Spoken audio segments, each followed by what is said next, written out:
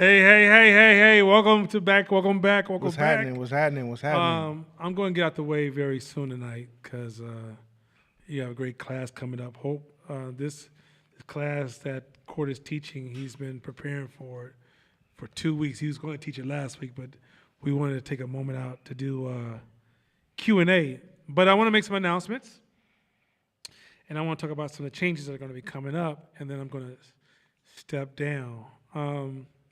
One is that so Hope will officially be at Alameda College on June the 1st. So on June the 1st, we won't be coming here. Thanks, y'all. Thank you.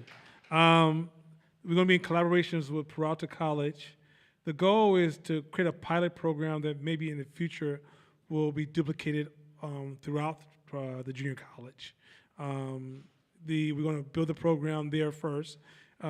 We have 100% control. I made sure they wanted to put me into the system as an accredited program, but I told them that I was not domesticated, and you don't bring a wild animal into a house. And I would never respect the rules of the house.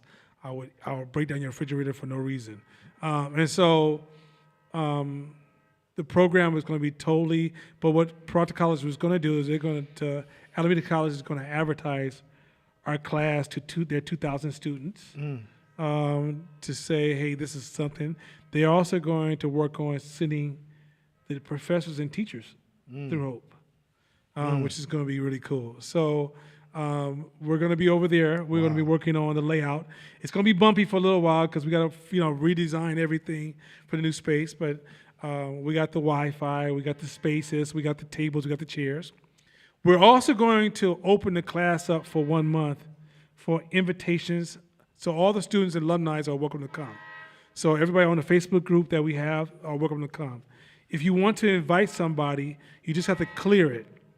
Because I think we only have room right now for 30 or 35 people. Hold on a second. Until Peralta updates itself. I can't wait to leave that damn train. I don't care about anybody say. I know some of y'all like the train. I know it's part of the character. But I cannot wait till that train is no longer going to interrupt me when I'm thinking.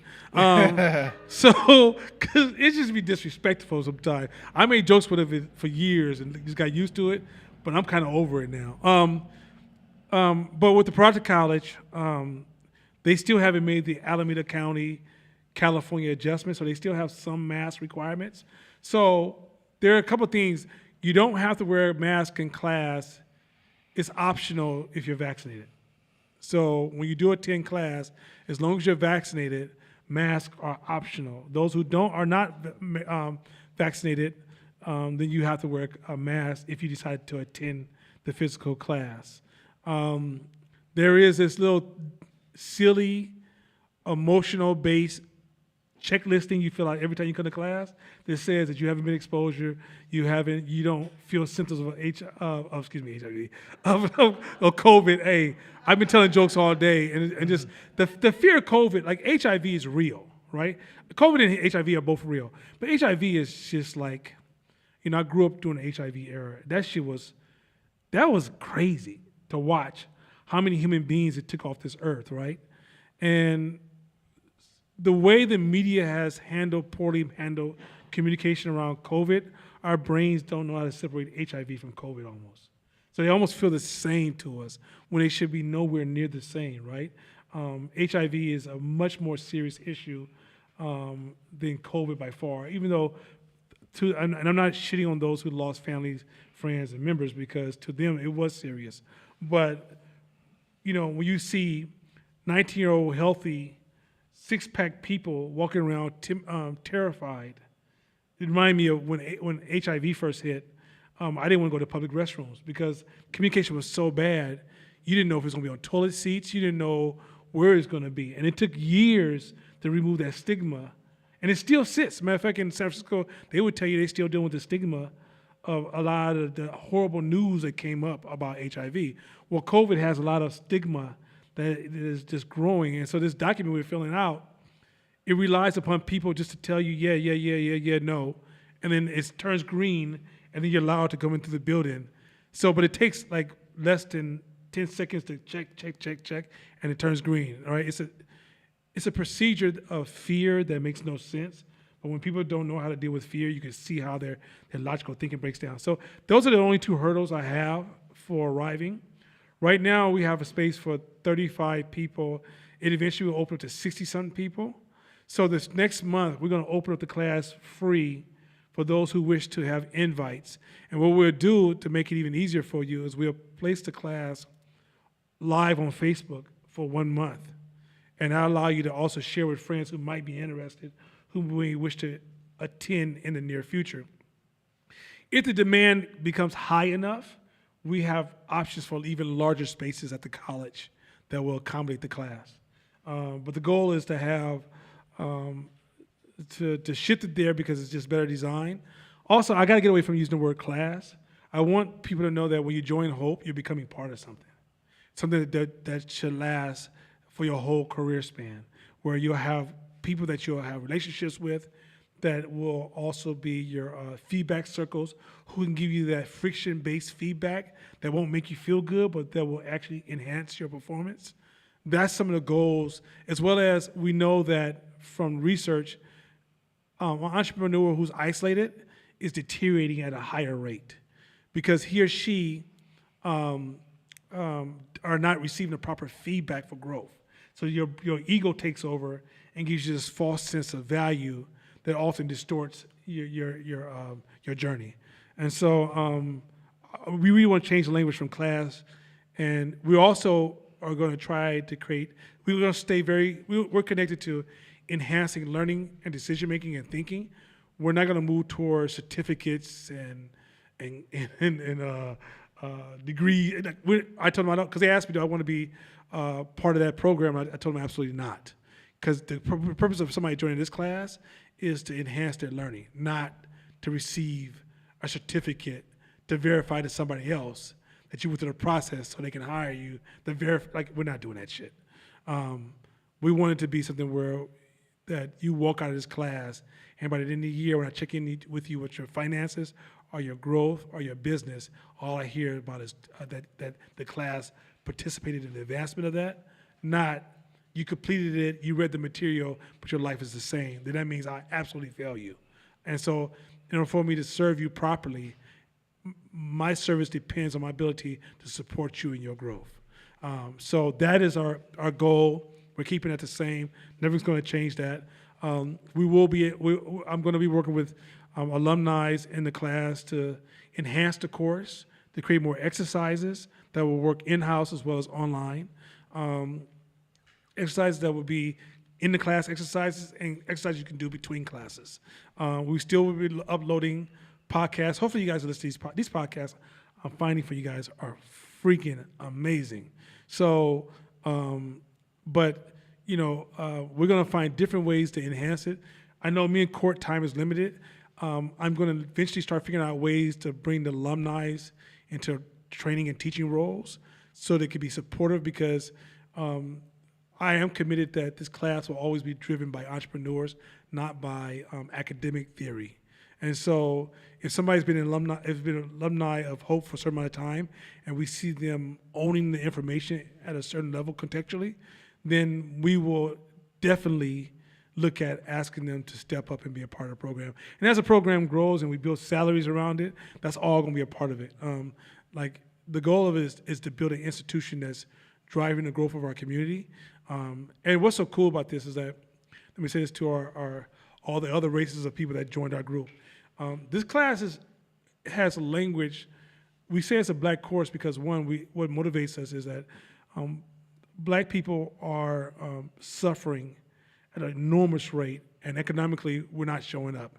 And we don't see the impact of Jim Crowism and slavery and how that, we don't really know how that really shows up, but it has a horrible impact.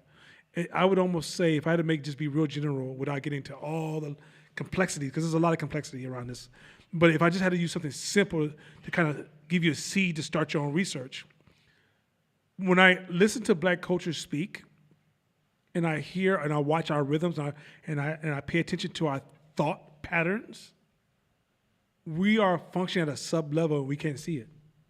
Would you, you can't see it. You can't see it until you get out of it. When you're in it, There are people within the sub-level that can make the sub-level sound. Okay, let me give you an example. You ever watch a sportcaster talk about a game? Like Stephen A. Smith, and he can use a large vocabulary, right? But he's talking about something that doesn't really matter. It's passing. It's gonna be here for, like, let's say he talked about the Warriors' last game. It's over, y'all. It doesn't even, like, when he talks about it, the Warriors win the championship or not, you still got a fucked up husband, right? The Warriors win the championship or not, your bank account, B of A says you still broke. The Warriors win the championship or not, your car is still raggedy, right? The Warriors win the championship or not, you can't get a house, right? This is the real shit. But if you ever listen to the people speak about it, they're extremely intelligent in their analysis. They're missing a lot, but they're extremely intelligent within context. That's all sub-level thinking. When you decide you want to take control of you and your group's destiny, it's a different level of complexity of thought. Slavery really did lower our starting point, and although we've been evolving every year, and I'm so proud of our people as a race, there's so much we can't see. So we think we're intelligent, but we're using superficial type of dialogue to measure our intelligence. If your intelligence is not directly reflecting your living conditions and the conditions of your community, you got to question your intelligence. Now, with that being said, I'm not using black principles to teach this class. I'm using universal, global, God-given principles that align with the world we're in. And then some principles are altered based upon population size, economic status, positioning, capitalism rhythms, right?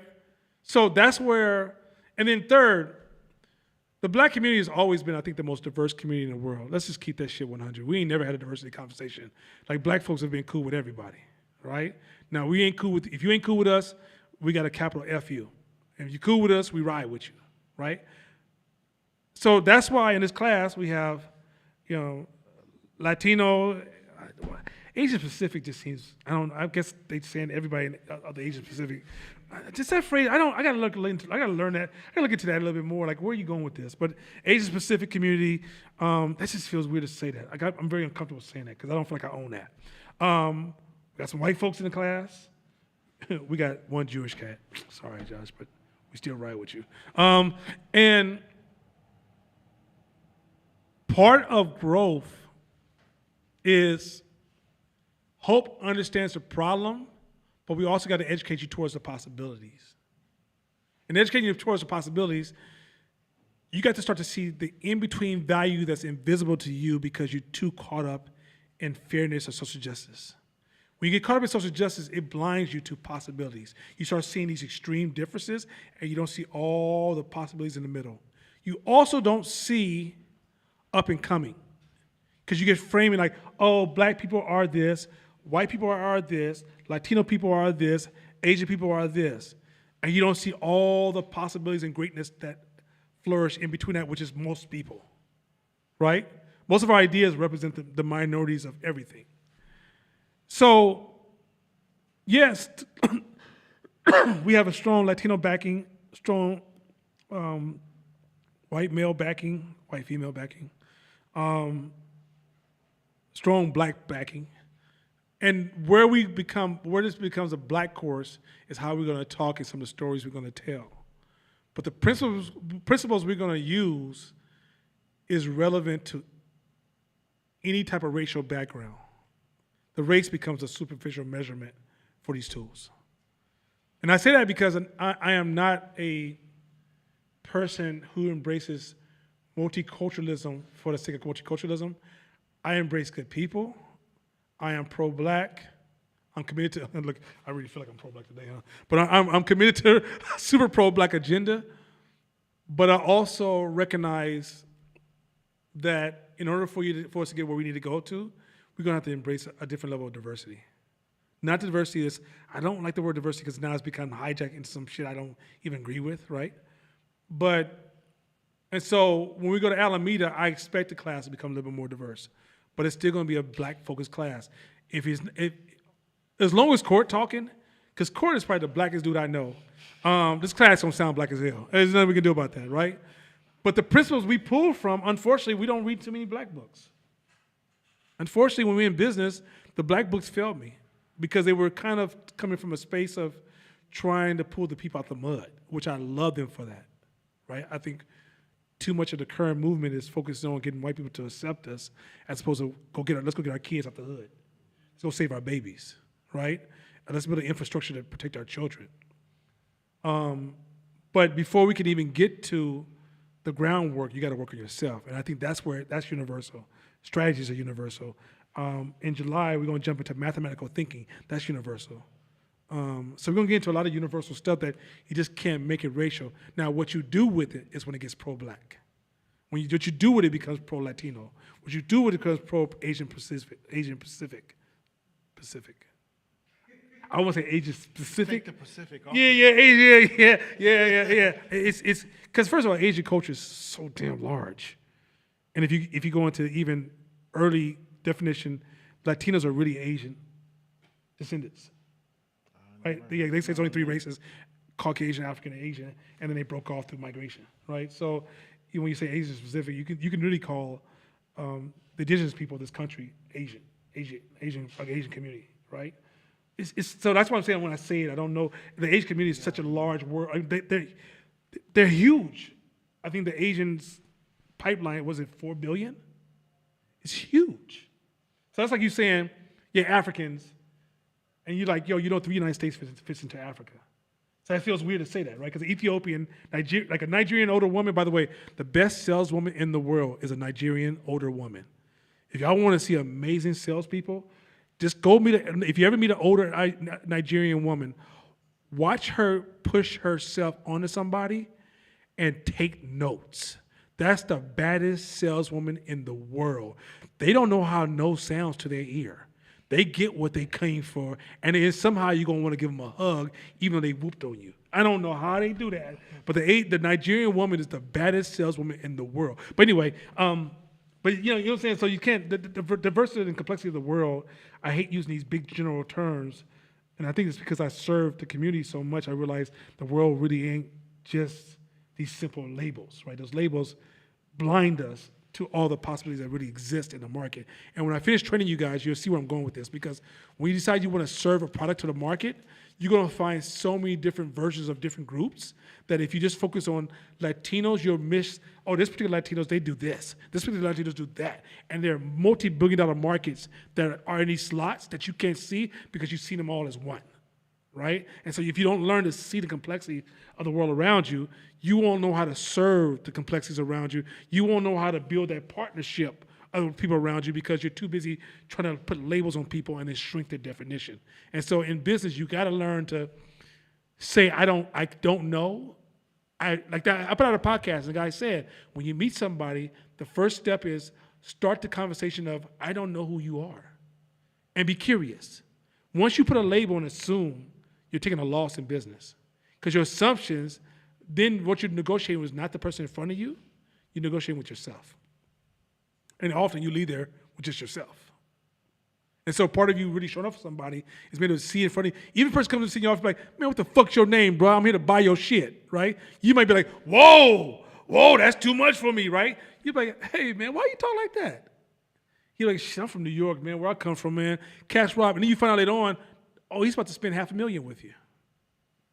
But when he speaks to you, he wants to see, he's trying to measure your integrity by the way he approaches you out the gate. So he's going to just throw a punch at you and see how you respond to that punch, because he's using that to make himself comfortable to reduce his uncertainty.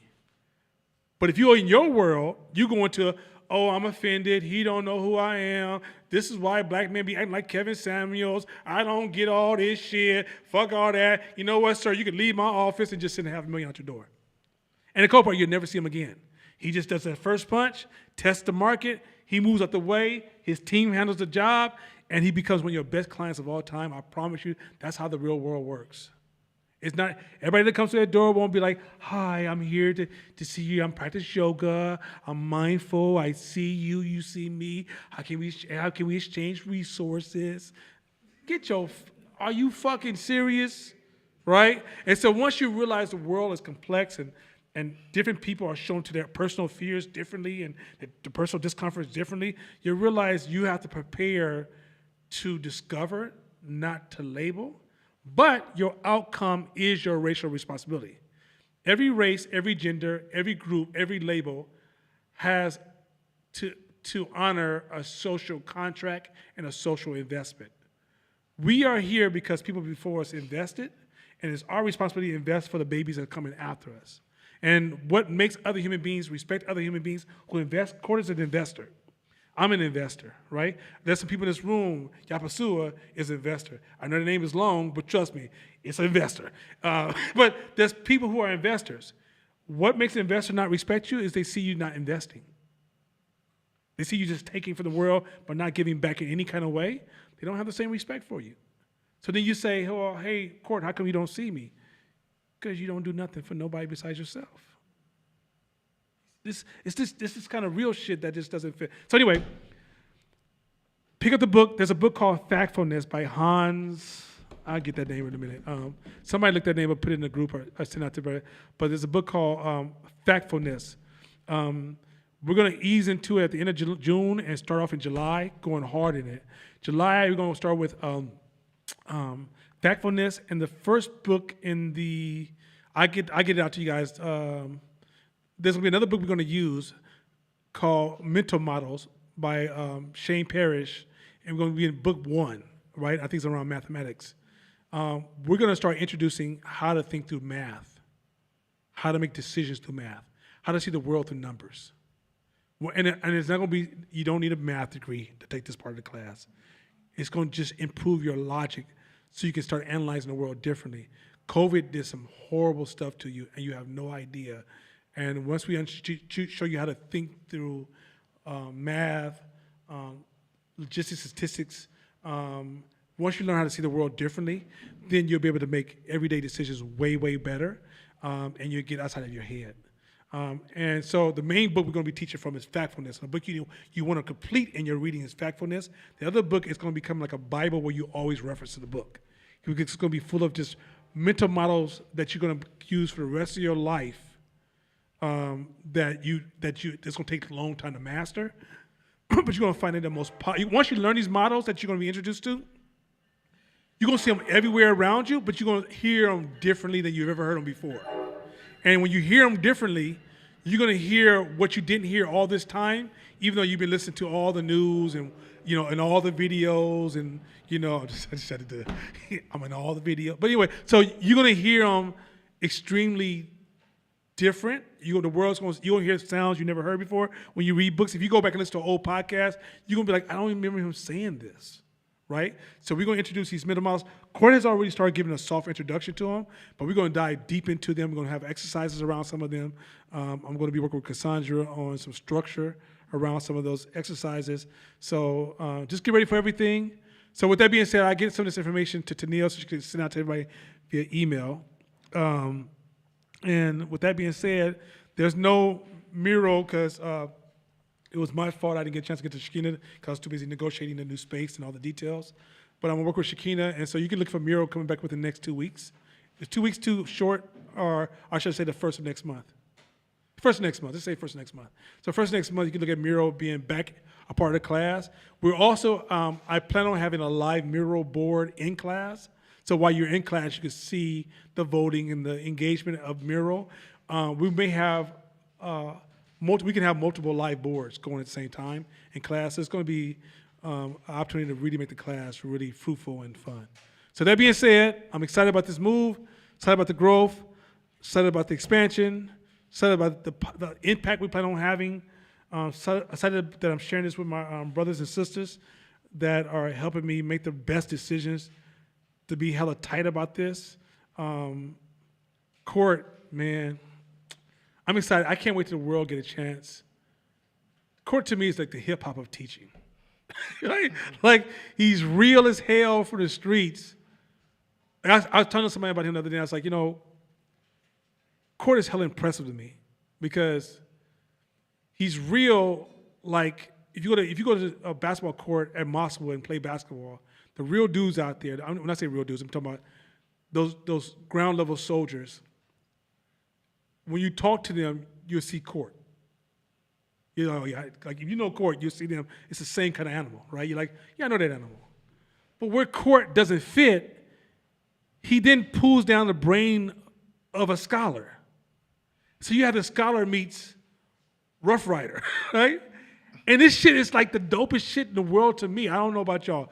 You know, y'all can be like, I've seen it before. But to me, I'm fucking blown away with this.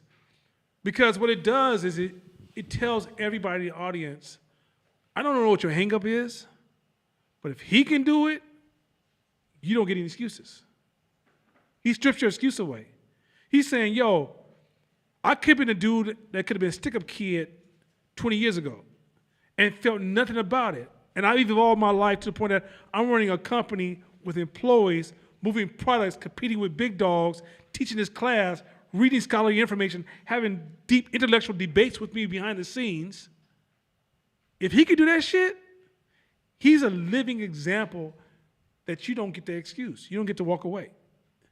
And I don't think y'all appreciate the simplicity. Remember they said the highest form of intelligence is simplicity. Why is that? He's boiling down deep-ass dialogue subjects to levels where you could just drink it yourself. You know, you don't have to go home and mix this. You can literally digest it on the spot. And I don't think I think it gets lost because you hear him, you know, putting it into these stories. But if you go home and just even ponder some of his stories, there's layers to the messaging. There's layers of complexity that he's trying to simplify to give you ownership. And the goal of giving you ownership is once he gives you the seed of ownership, you could take it and then grow that seed yourself and build the complexity into it. It's like he could reverse the process. But I can promise you, I'm listening to him because I'm listening to him on working on how can I improve the class, how can I give him feedback, and I'm very impressed with his ability to take ideas I know that we share behind the scenes. They're like, how do we get that? And by the time he tells them, like, oh, that was pretty tight. There's been times that I'm be totally transparent even in front of him. Me and him doing a presentation on something, I'm thinking, he's not going to do it. He's not going to do it. He's not. Oh shit, he's doing it. Okay, he did it. Okay, I underestimated him again. God damn it! Right? Like he does that all the time to me. Where I go, because he starts off with a very simple explanation, and I got this really complex idea that I'm like, okay, I'm about to pull this idea down and give it to because the stuff we study, we don't talk the way we study. If we did, we would lose you guys. Maybe not Albert. Albert's PhD, so he's hella smart. But everybody else, we might lose all, right?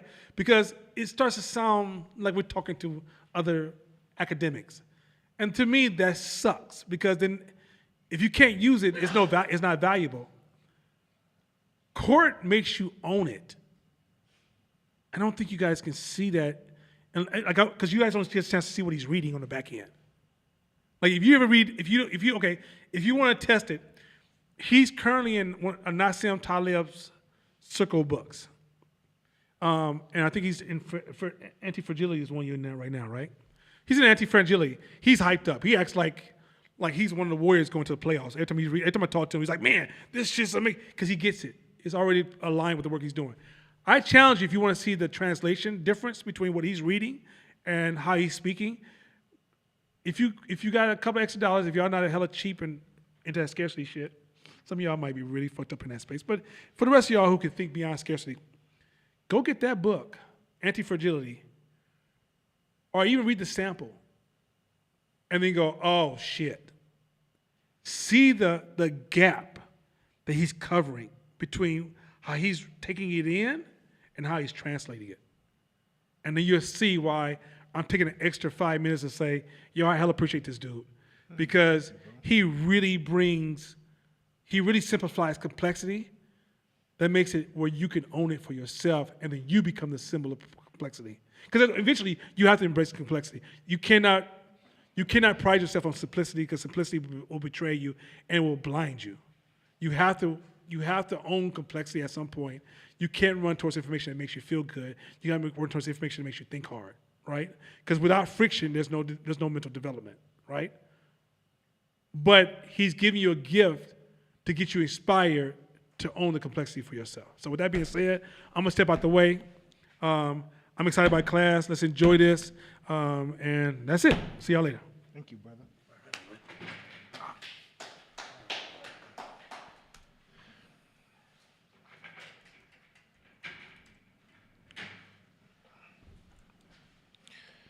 All right, let me see if I can move this over a little bit.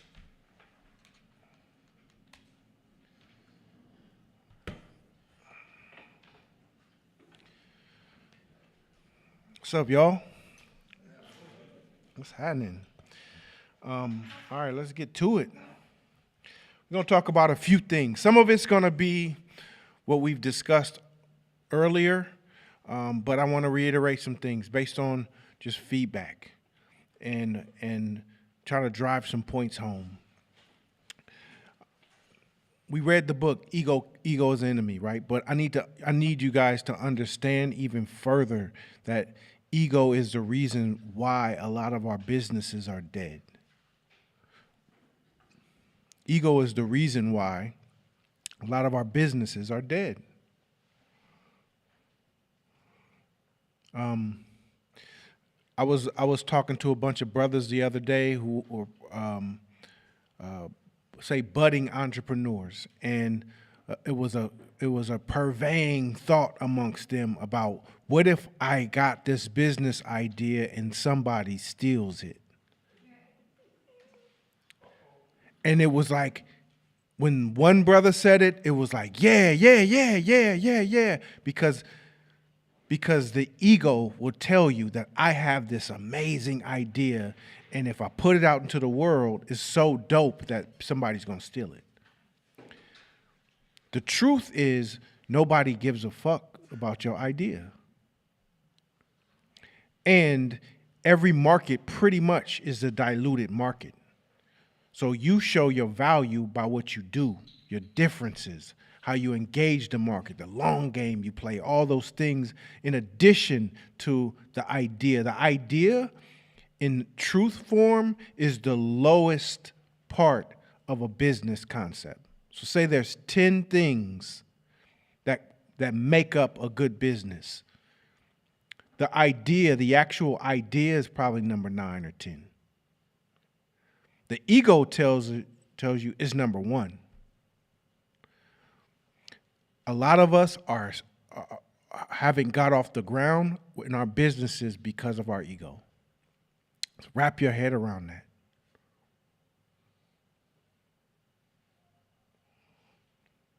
Like, we want to step off one stage of success to another stage. You want to step off our good paying job to a good paying entrepreneurship idea. That's just the idea, right? That's the concept. The problem is when that doesn't happen, the ego says, "Oh, stop. That's not how we get down. We better than this. We got higher standards than that." And we're not willing to wash feet, in a sense, or serve the customer in a sense, to work our way back up to that space where we're generating revenue and taking care of ourselves in a good way. The ego is a killer. We'll say a lot of times, "You ain't my customer," to justify us having shitty products. Well, you just ain't my customer. The question is, though, how many customers do you got? If the answer is 0, you don't know who your customer is. So I just want to drive that point home. Ego is, in our community, is one of the most killers of entrepreneurial ideas and entrepreneurial ventures. Man, we got to work through that. We just got to we got to serve. We got to be of service. We got to reduce that shit, calm it down. Now, if you use your ego to get started, you use your ego to fuel you. man, that could work. But the actual operation of the business and the growth of the business, man, you better tear it down. I don't know if you remember IBM, right? IBM was a giant, Big Blue, one of the big blues, right? He started IBM because he worked for another similar company and he got fired. And he told his boss to his face, I'm going to build a company that's going to make this company look like a piece of shit. And he went off and built IBM. So sometimes you can fuel you. Sometimes. If you use it to fuel you out of there, but if you don't hop on if you don't hop off of that to that lily pad onto the lily pad of humility and service and how can I add value to you, then you're gonna sink and die and drown. And that's if you look down in that water, it's nothing but corpses of our people with great ideas who are like, that was watching commercials talking about that was my idea, or I started that, or that was me, or I'm the one. Man, please, like this is an imperative because the communication that I'm having with people in the posturing is crazy. It's crazy. And when they ask me, well, how? And I say because of it came from a space of humility and of service, they almost look at me like, hell no, that? Yeah, motherfucker, like you got to take that ego shit off and figure out how can you serve that person in front of you? How can you serve?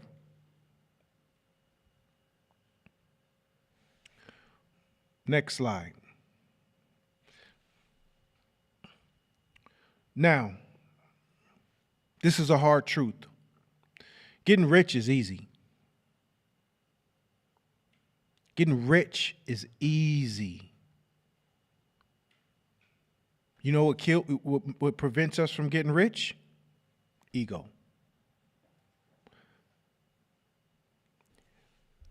Getting rich is easy. Pretty much the way you get rich is that you spend less than you make every time. So say we call it a month. You can get rich no matter what your fucking occupation is. I don't care if you're sitting on the corner selling oranges. As long as your monthly expenses are less than what you bring home. That's it. And over time, you will get rich. If you consistently run that pattern, you will get rich. And it doesn't matter what you do for the money. It doesn't matter what education you have, background, PhD, not PhD. You're a good person, a bad person, an asshole, a spiritual person, a worshiper of whatever God, Buddha, Krishna, Jehovah, whatever. The way you get rich is you spend less than you make. And you take that extra, whatever that gap is, and you invest it in something simple. It could be a fucking CD or account, or it can be any kind of basic investment. That's the math. It's the simplest shit ever.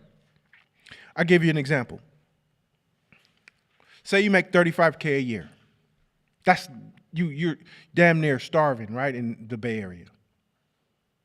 But you figure out a way to chop those expenses in half. Maybe you get roommates. Maybe you do whatever. Maybe you walk. Maybe you don't do Uber. Maybe you got a top ramen diet. I don't care how you do it, but you figured out a way to cut your monthly expenses in half of what you make. So you roughly spend about $17K a year on your living, and then the rest of the money, you just put it in a basic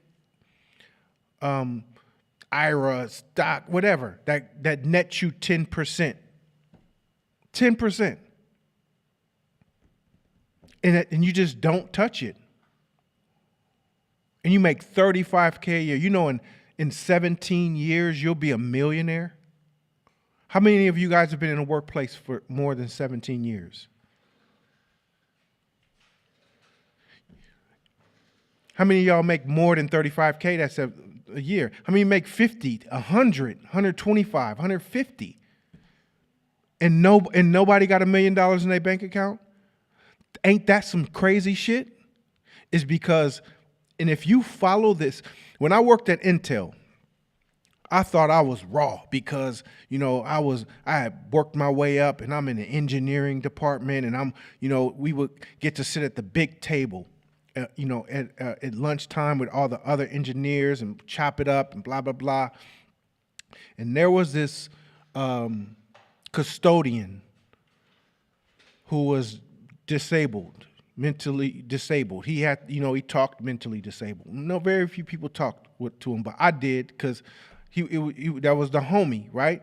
So I said, hey, man, what's up with you? He's like, hey, what's up? And I would just joke him like, you got all the girls, man. You got all the girls. He's like, no, you got all the girls. And we would go back and forth. And that was like our little stick every time. So he's going by with the big garbage can, dumping the little garbage cans in, doing his rounds. And somebody made a smart remark about him being retarded or whatever. And I'm like, don't talk to my homie. Like, that's my homie. Like, and so somebody at the table was like, check this out.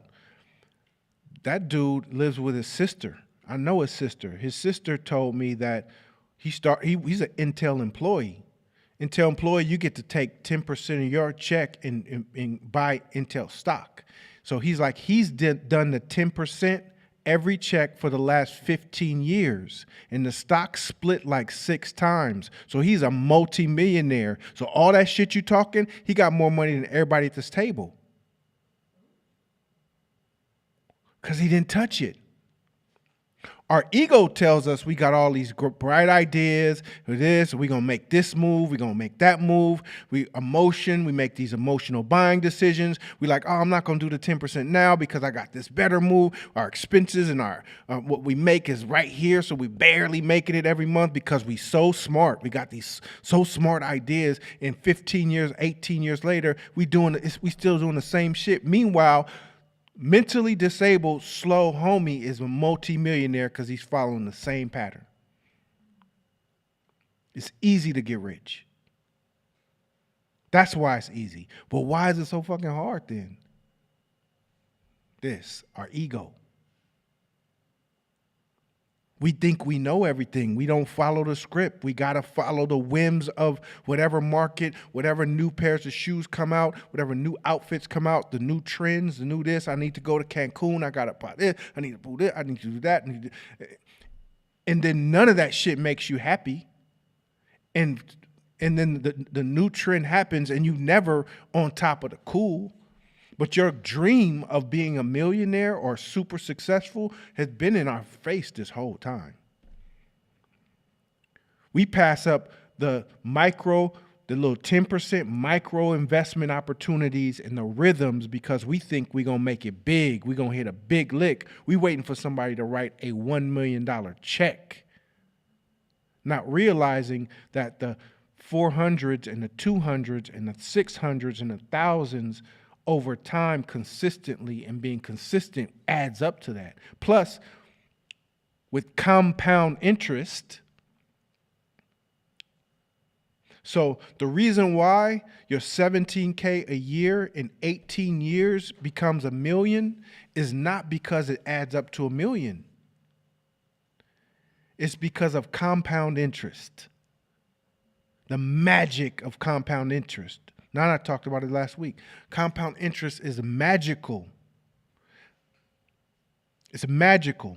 So compound interest, that 10% of what you put in, now you just doubled that next month, and now it's 10% on what you doubled, and it's 10% on what you, and over time, understanding count, it's hard to understand it, it's simple, but once you really let it go and put it in motion and forget about it, that's where the magic happens.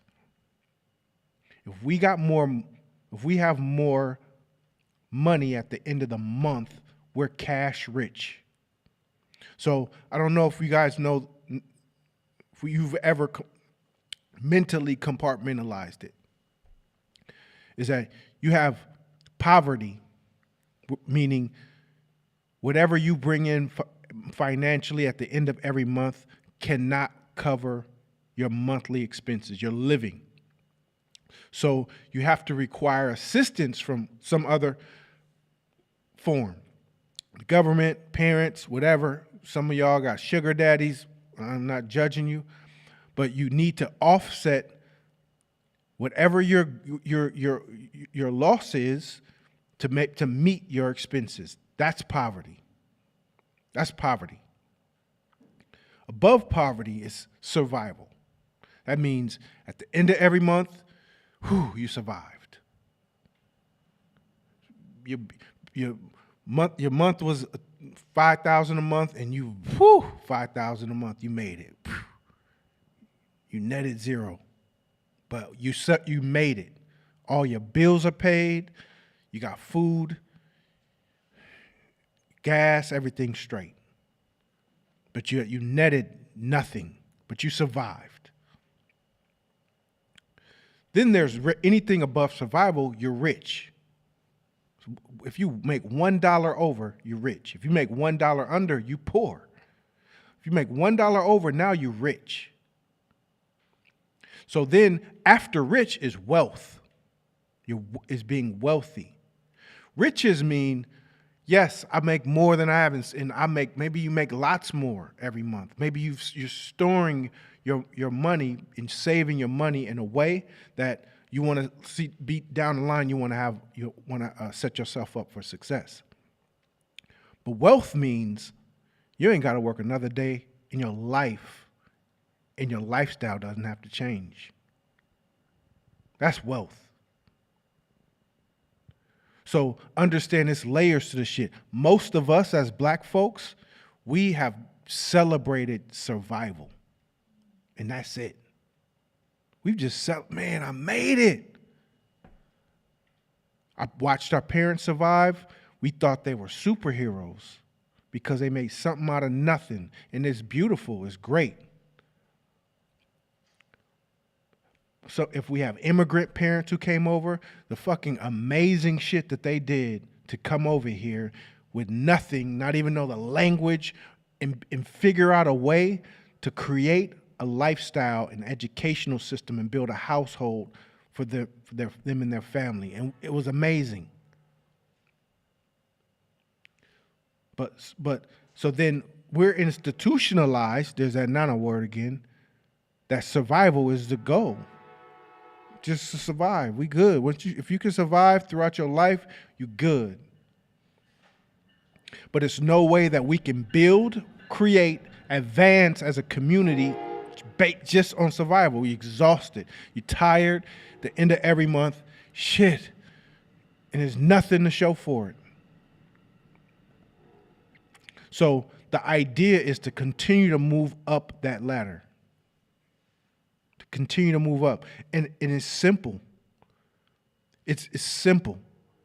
There's a way that you can get rich. You can start on the road to riches today. Is sell off some shit.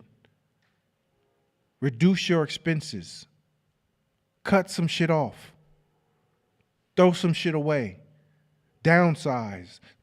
And then now the gap of where you were to where you are now, that's your riches. What are you going to do with it?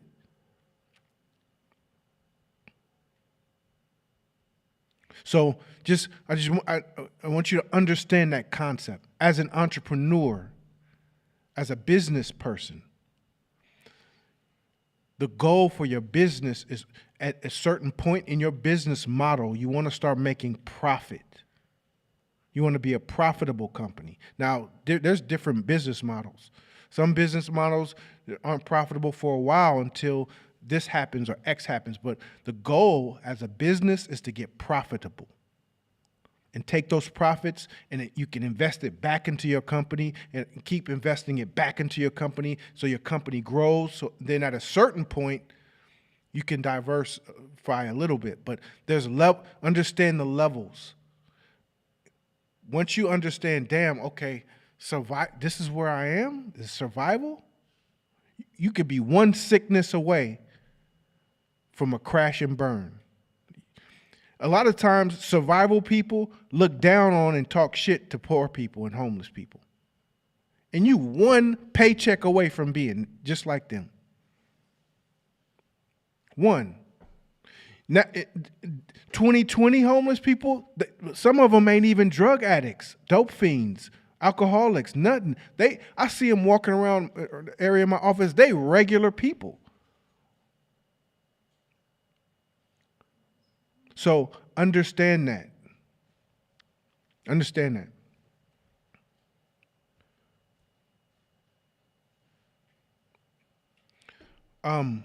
So again, motherfuckers better humble ourselves. You got to humble ourselves. The more humble we are, the more we can be loose with our shoulders and understand that we don't need certain shit. Or how can I serve better? What are my goals? What am I doing?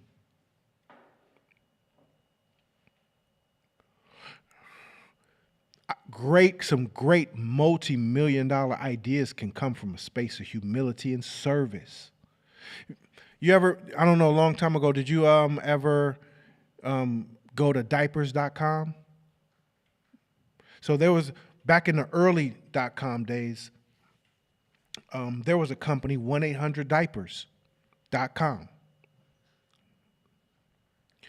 He came with because the experience of like, damn, I don't feel like I can't go buy no diapers, and the internet is here now, and I would love to just have diapers delivered to me. It hadn't happened yet. It's not no crazy app or this or crazy idea or ego-driven thing. It's like diapers. So what he did was started 1-800, went on GoDaddy, got 1-800-diapers.com. And he would go to Costco and buy up the diapers and wait for orders. And people could order one diaper at a time, 2, 5, 10, a box, it didn't matter. And he upcharged the people. And that's what he slung diapers from his house. Over time, he would go to every Costco in the city and surrounding cities, to the point to where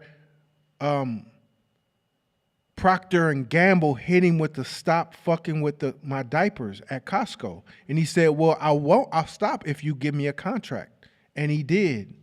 Diapers.com started making $500 million a year. $500 million until he got bought out, slinging diapers, bro.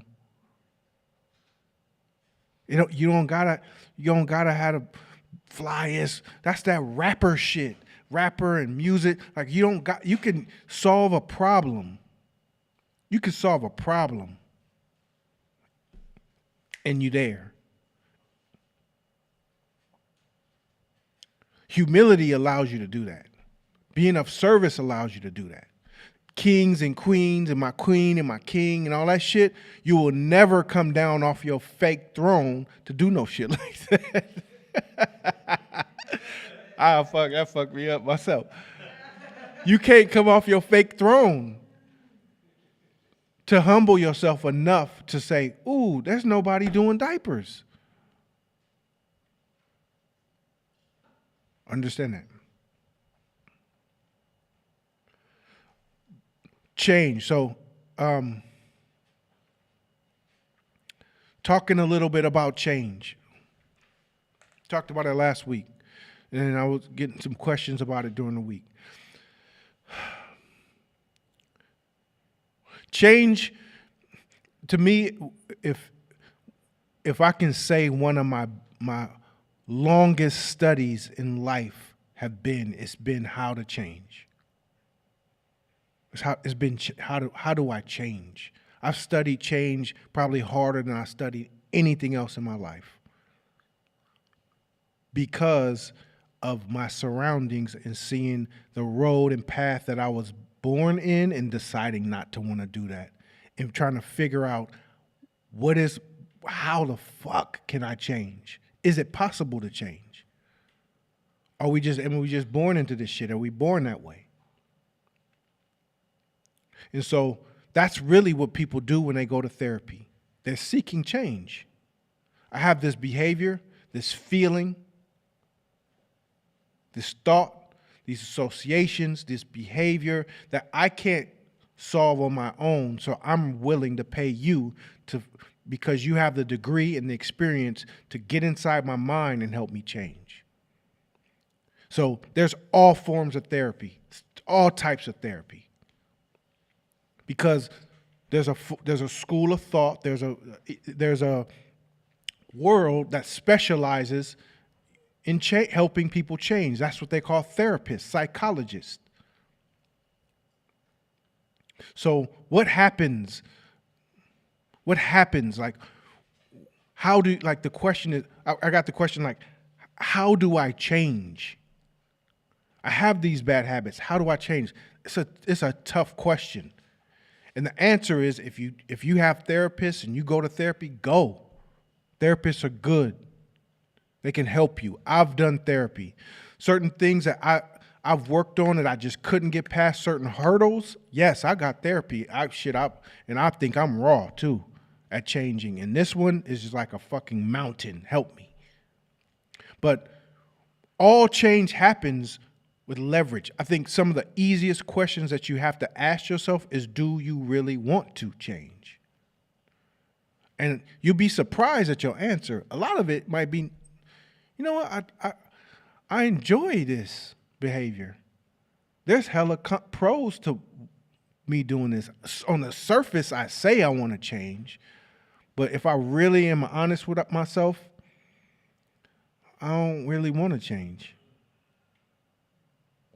I like this millionaire shit. Sounds good. This millionaire shit and successful business shit sounds hella good. And I would love the idea of me being the person that has it. But listening for years to y'all talk about what it takes to do it, shit, I kind of don't want to. I like being in the space though, because y'all some good people. So I'll just play the game. But if I look at your knees and your knuckles and your face, and there's no scars on there. And me and this dude, we don't even comment on it, but sometimes we'll see each other and he got a black eye, I got two black eyes, motherfucking fifth, and we won't even talk about it. Be like, okay, so what you do? Hey, you hear about what that Warriors game? Oh yeah, it's good. And we bleeding because the day was fucked up. Because that's what happens when you in the game. So some people don't want to change. Some people, they like the idea of being at their best body, their best weight, their best, but you know what? That's on the surface, it seems like a good idea, but underneath, they holding on to a whole bunch of reasons why they don't want to change. And those are stronger than the reason to change. So when you was at your best weight, you was getting hollered at all the time, flirted with all the time. Hey, ma, hey, come here, glasses. And I know people with that story. And when they gained weight, it happened less. Subconsciously, they're like, no, I'm cool, I'll stay here. I ain't gonna get harassed. You'll create all these subconscious rules to prevent you from changing underneath. And it's a cold game with yourself. Your brain doesn't reason like you think it does. So you got to ask yourself, do you really want to? That's the first thing. Because once you really want to, the rest isn't as difficult as you think. So if I was Nana, which I be feeling like being sometimes, because when they say, well, man, well, you know, I want to change this behavior, and how come I'm not changing? My Nana voice, because you don't want to. You don't want to. That's the truth. On the surface, this feels good, but you don't want to. You don't want to. So that's as simple as that. When you want to, then we can talk about strategies. But for now, you don't want to. You have to think about all the ways that this not doing the thing is fucking up your life. And get really conscious about all the ways in which your life is fucked up by you not doing the thing. The potentials of what can happen if you're not healthy, in your best shape, or the potentials of what can happen if you're surviving every fucking month and you don't have wealth or even riches to be able to create a nest egg for yourself or your family if something happens to you. And you got to build up enough of those reasons to where you're like, man, fuck that. I got to change. That's all the therapies that are out there. There's different types of therapies. But all the therapies get to that same change point, and that's the leverage. That's it. When the person has to say, fuck that, I got to change. Now, how you get there is how you get there. Whether you use a licensed therapist, psychologist, psychiatrist, fucking voodoo lady, psychic, whatever. When you say, oh shit, ooh, I can see now the picture's clear, that's gonna fuck my shit up. I gotta change.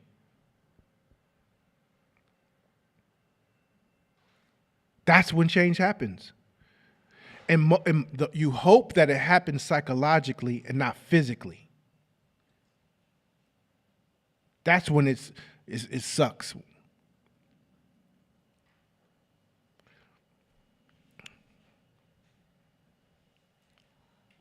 Next, talk about effective versus popular. Again,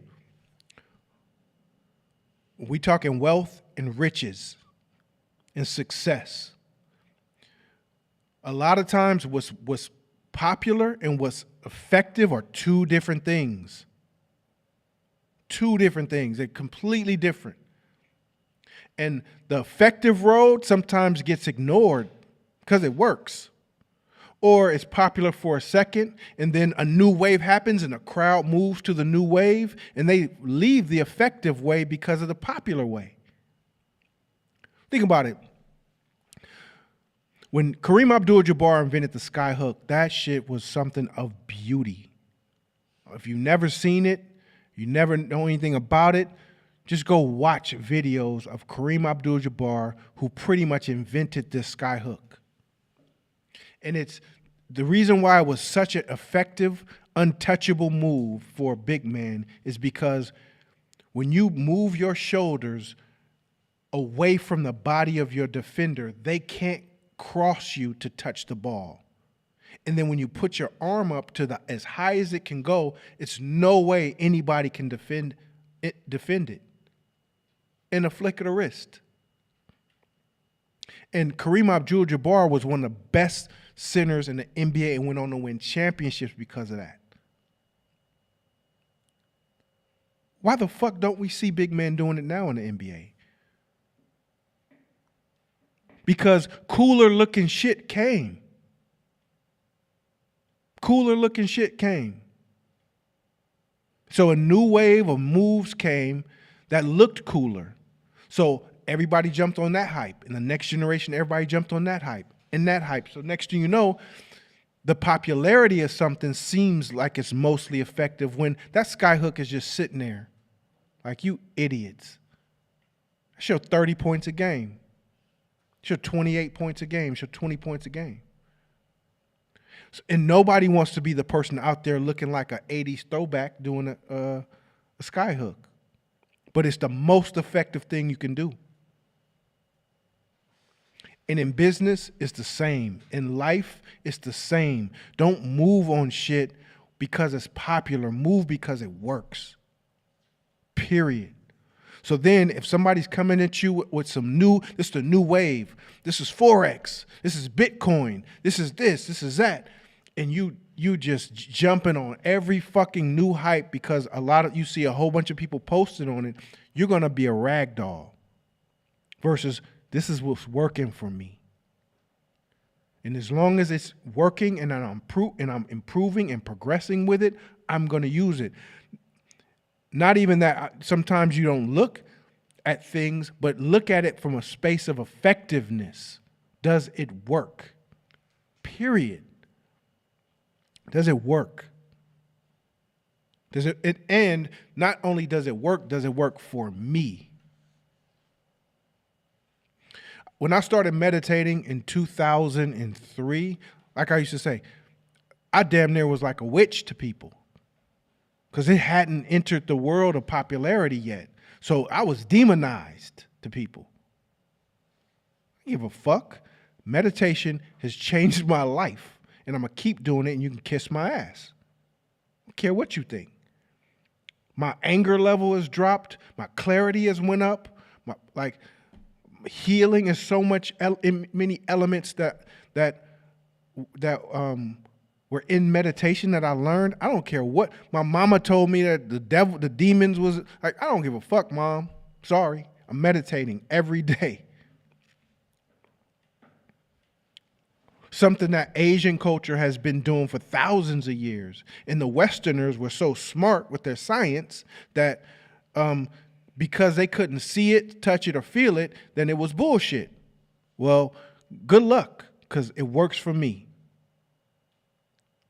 So then, over time, scientists say, oh, yeah, well, there's been 17,000 studies that we found out that meditation is good for. Well, finally, motherfucker, I'm glad I didn't wait for your stupid ass.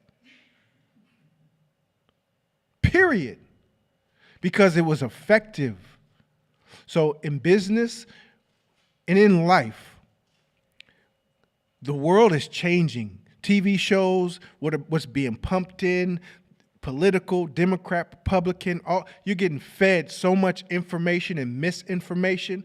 The Bible talks about how can you discern, right? It was somebody was asking Jesus, like, there's all these people out there pretty much talking about what's happening right now.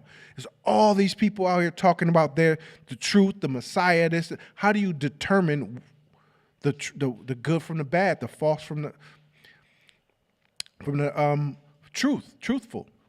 And he said, he gave them the story of the wheat and the weeds. He said, before they're grown, wheat and weeds look exactly the same. It's hard to determine the difference. He said, but when you sit and watch and let them grow, then they change, and then you see by their fruits, you recognize them. That's what he said.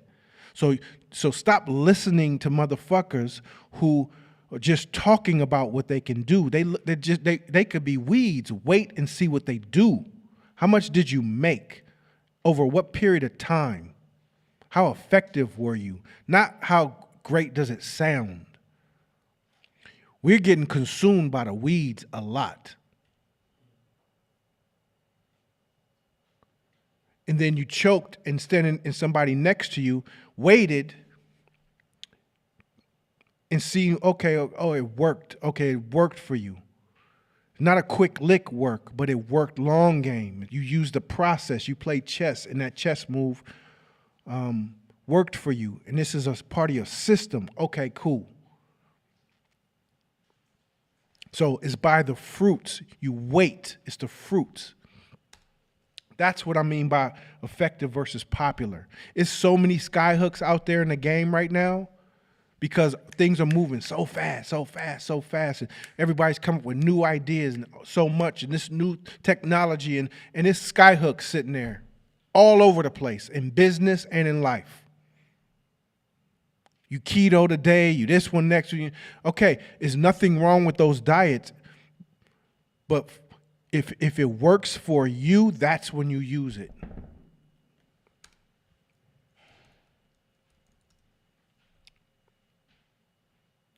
Okay, let's talk emotional agility. So again, emotional agility is probably one of the most valuable success tools that you can have. The reason is because nothing works if you're not emotionally in a place to deal with it. You can get as much business strategy, much intelligence, as much everything, but if you're not in an emotional place to handle it and you may be hooked or your ego is out of control, it doesn't matter. It doesn't matter. So emotional agility is your framework What makes, if you, I know these are sports analogies, but if you think about what makes a good boxer, what makes a great boxer? How does a boxer get his punches to land?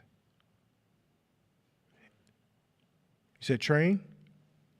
Yes, train. But if I come to you, if I walk up to you and say, "Hey, my right hand is gonna punch you with my right hand. Here it comes." What happens? You give time to duck. You're anticipating it. If I'm dribbling a ball up to you and say, "Hey, I'm going to this basket," and I just dribble, and try to lay it up, you can anticipate it. All greats in sports rely on agility.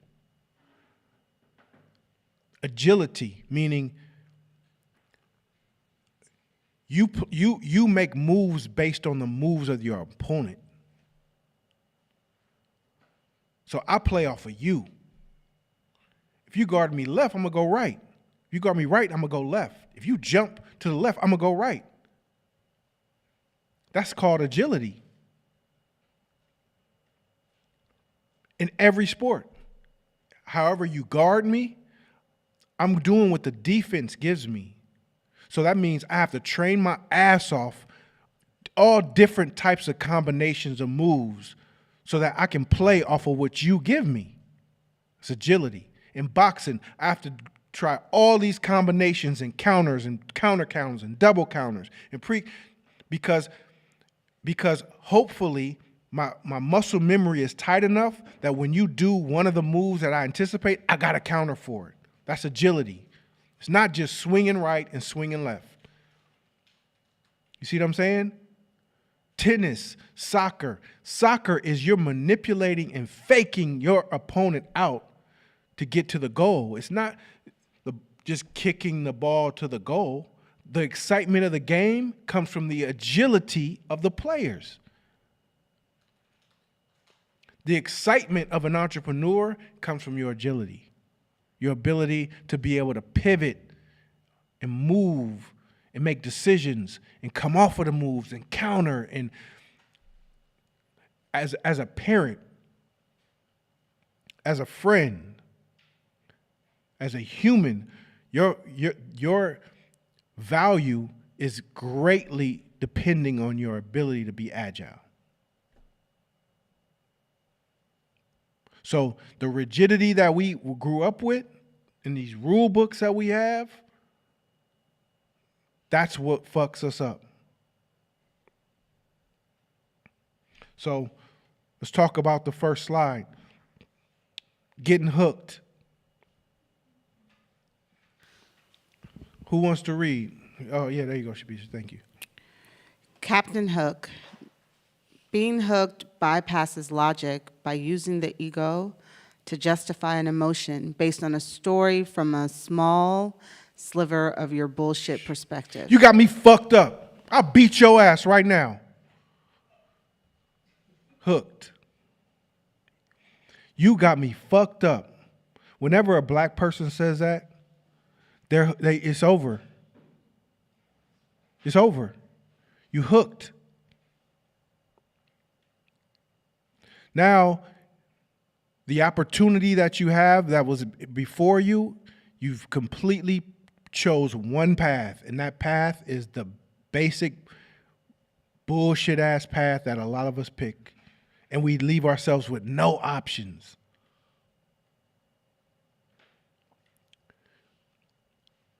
And the biggest problem with this is that once you leave your house, you're at the mercy of every human that you come in contact with. I hope today is going to be a good day. You know what that means? I hope nobody fucks with me. Because if nobody fucks with me, today will be a good day. Not I'm powerful enough to maneuver and agile enough to maneuver through all kind of situations and turn most situations that people will be hooked on into still to my advantage. That's really, now you're in the driver's seat. Now you're a true leader. You're truly powerful. You're a boss. That's what a boss is. And there was like 4 booby traps set up for you that day. And you danced around those things like it was like Saturday Night Live. And you came home and you still was happy and you hugged your kids and you kissed your wife and you had a great day. So at the end of the week or the month or the year, you say, well, ah, man, he's lucky. You say, he's lucky he's so happy. She's so happy. He's lucky. Nope. You're not Captain Hooked. Every situation I use it as an opportunity to get better, to get more agile. Every time you're hooked, that means that person anticipated your punch, and he just socked you in the face. You got anticipated. That means you ain't got no moves. You ain't got no moves. On the dance floor, you look hella raggedy, just a raggedy ass 2-step.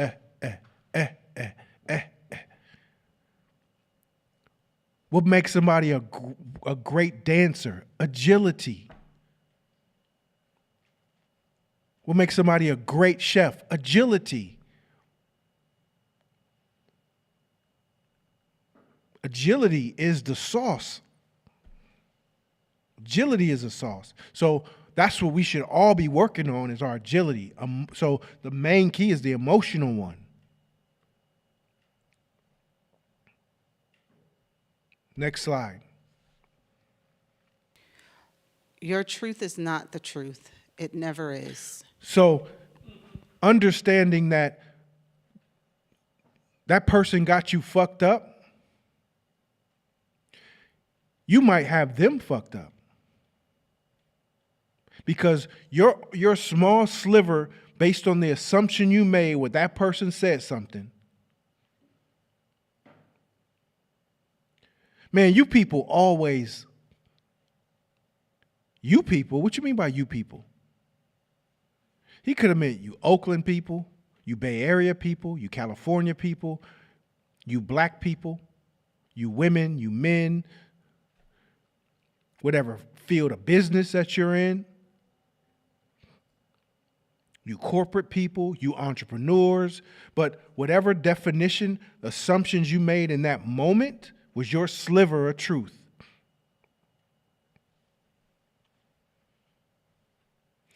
And truth is a multiverse. It's relative. It's relative. And the only way you find out is when you ask what somebody truly means by it. And you can't if you making some gross assumptions about what they meant and you run with it and now you hooked.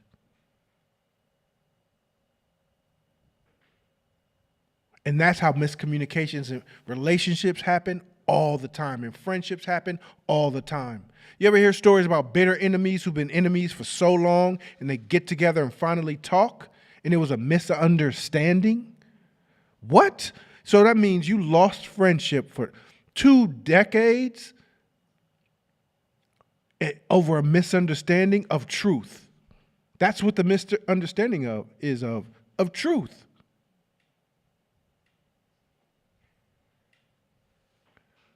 So why not make any assumptions and inquire?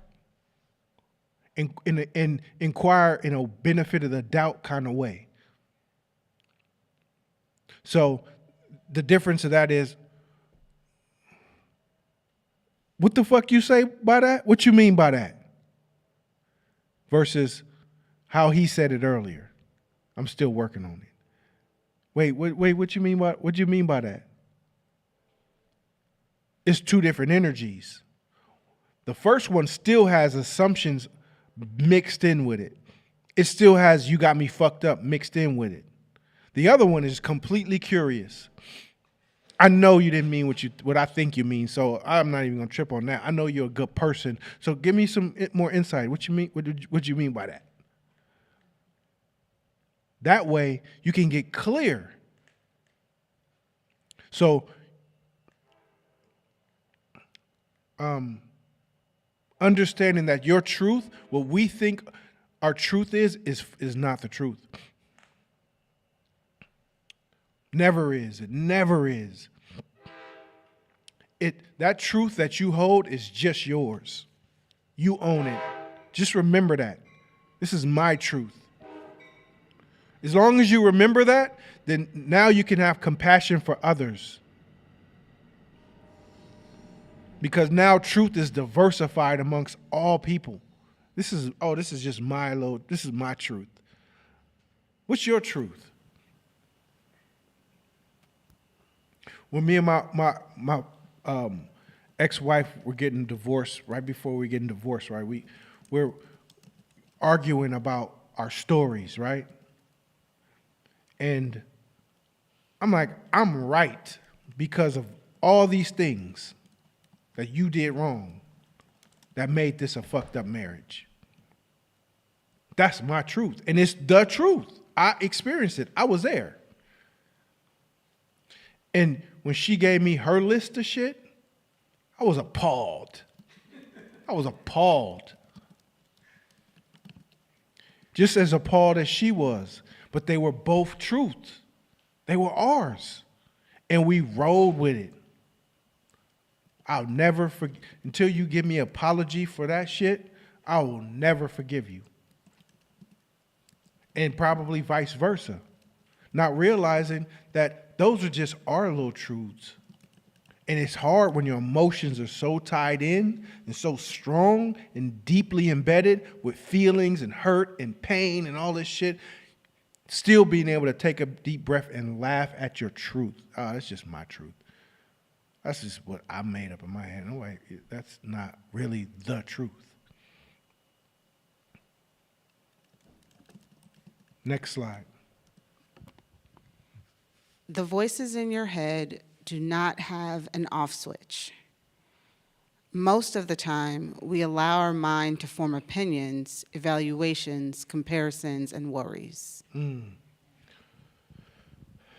So, again, one of the keys of emotional agility is also mastering your self-talk. Mastering your self-talk is a byproduct of emotional agility. So mastering your self-talk is a byproduct of emotional agility because currently, if you haven't trained your mind, your emotions, or you haven't worked on this, then you have a free flow of voices in your head that's happening at all times, and it's not turning off. And most of those voices are negative, self-defeating, low self-esteem, low self-value, worst case scenarios, fuck-ups, and they won't turn off. It won't turn off. And so those are self-defeating thoughts, right? We talked about it in other classes. There's thoughts, feelings, and actions, right? Thoughts, feelings, and actions. So the thoughts in your head are what create the feelings. And then the feelings create the behaviors, which is the path. That path is your journey in your life. And the end of that path is your destination, right? Or your purpose or your destiny. So it starts with your thoughts. So a lot of times we just running in our brains constantly, every day. Thoughts about how you'll do things and you don't even have your parents around no more, but their chastisement of you will still pop in your head.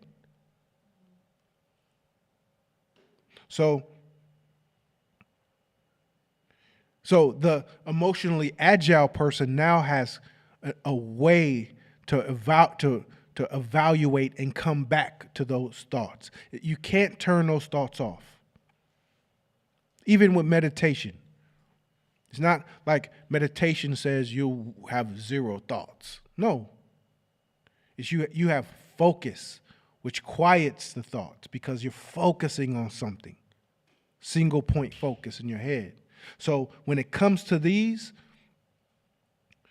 the opinions, the evaluations, and the comparisons, and the worries that pop up in your head, the emotional agile person's, what makes the emotionally agile person so dope is that they don't fight against those things.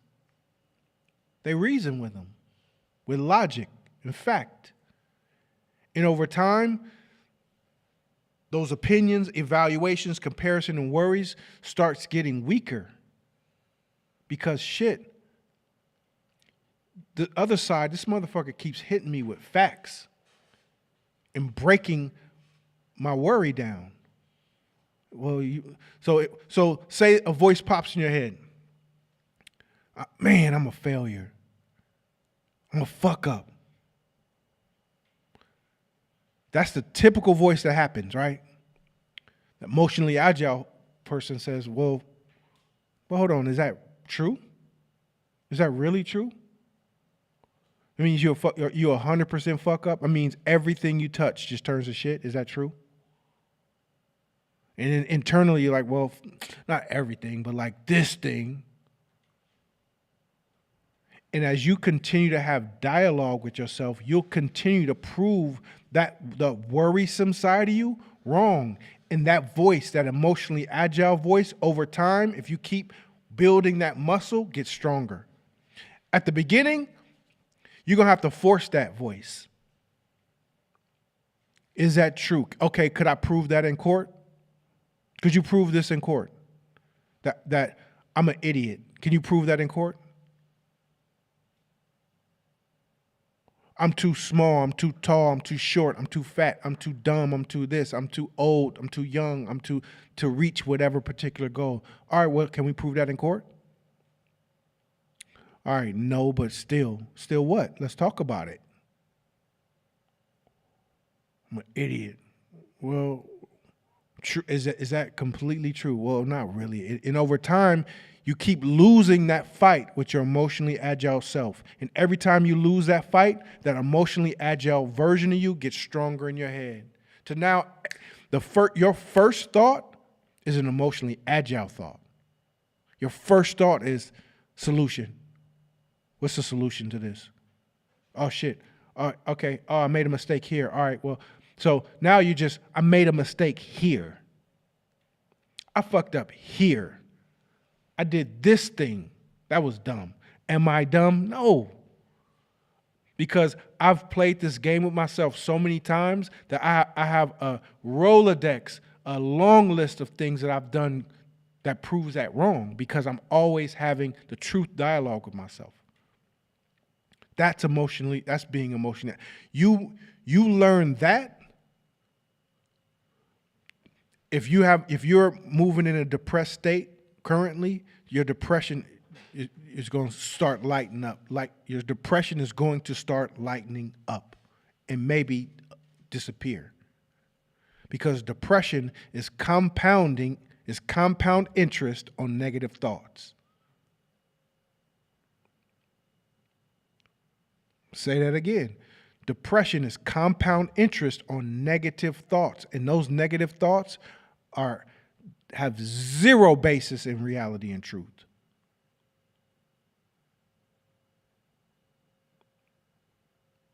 And that will help you because this entrepreneurial game is a long game. You don't get you have to be on it. So when I had depression bouts, like, man, you wouldn't see me for a month. In entrepreneurship, you don't get that luxury to disappear for a month. You don't get that luxury. You got shit to do. You got money to make, your leases due, employees to pay, customers to serve. You got to be on it. So how do you manage your mind and your emotions enough for you to show up in a way that you can get everything done? So the first thing is just truth and honesty is a cure to depression. That's a weird thing that people say. have to say, but it's true. Truth and honesty a lot of times is a cure to depression, because depressed thoughts are completely misguided, corrupted, over inflamed, wrong thoughts that have compounded on each other over time. And then when that happens, you look for ways to confirm it. See, I told you that you was a fuck up. Look at it right there. You missed the other 400 things you did good, because now you're in that state, you're focusing just on that. Well, I told you. See? So now you keep confirming it, which strengthens it. So the idea from an emotional agility perspective is, even if in manual mode at the beginning, you sit with yourself. When you're feeling a feeling, all right, well, all right, cool. Is that actually true?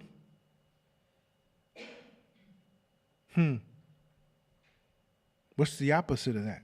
Could I prove the opposite of that true? Start playing with those thoughts in your mind, and it's simple, but it's real, and it works. Next slide.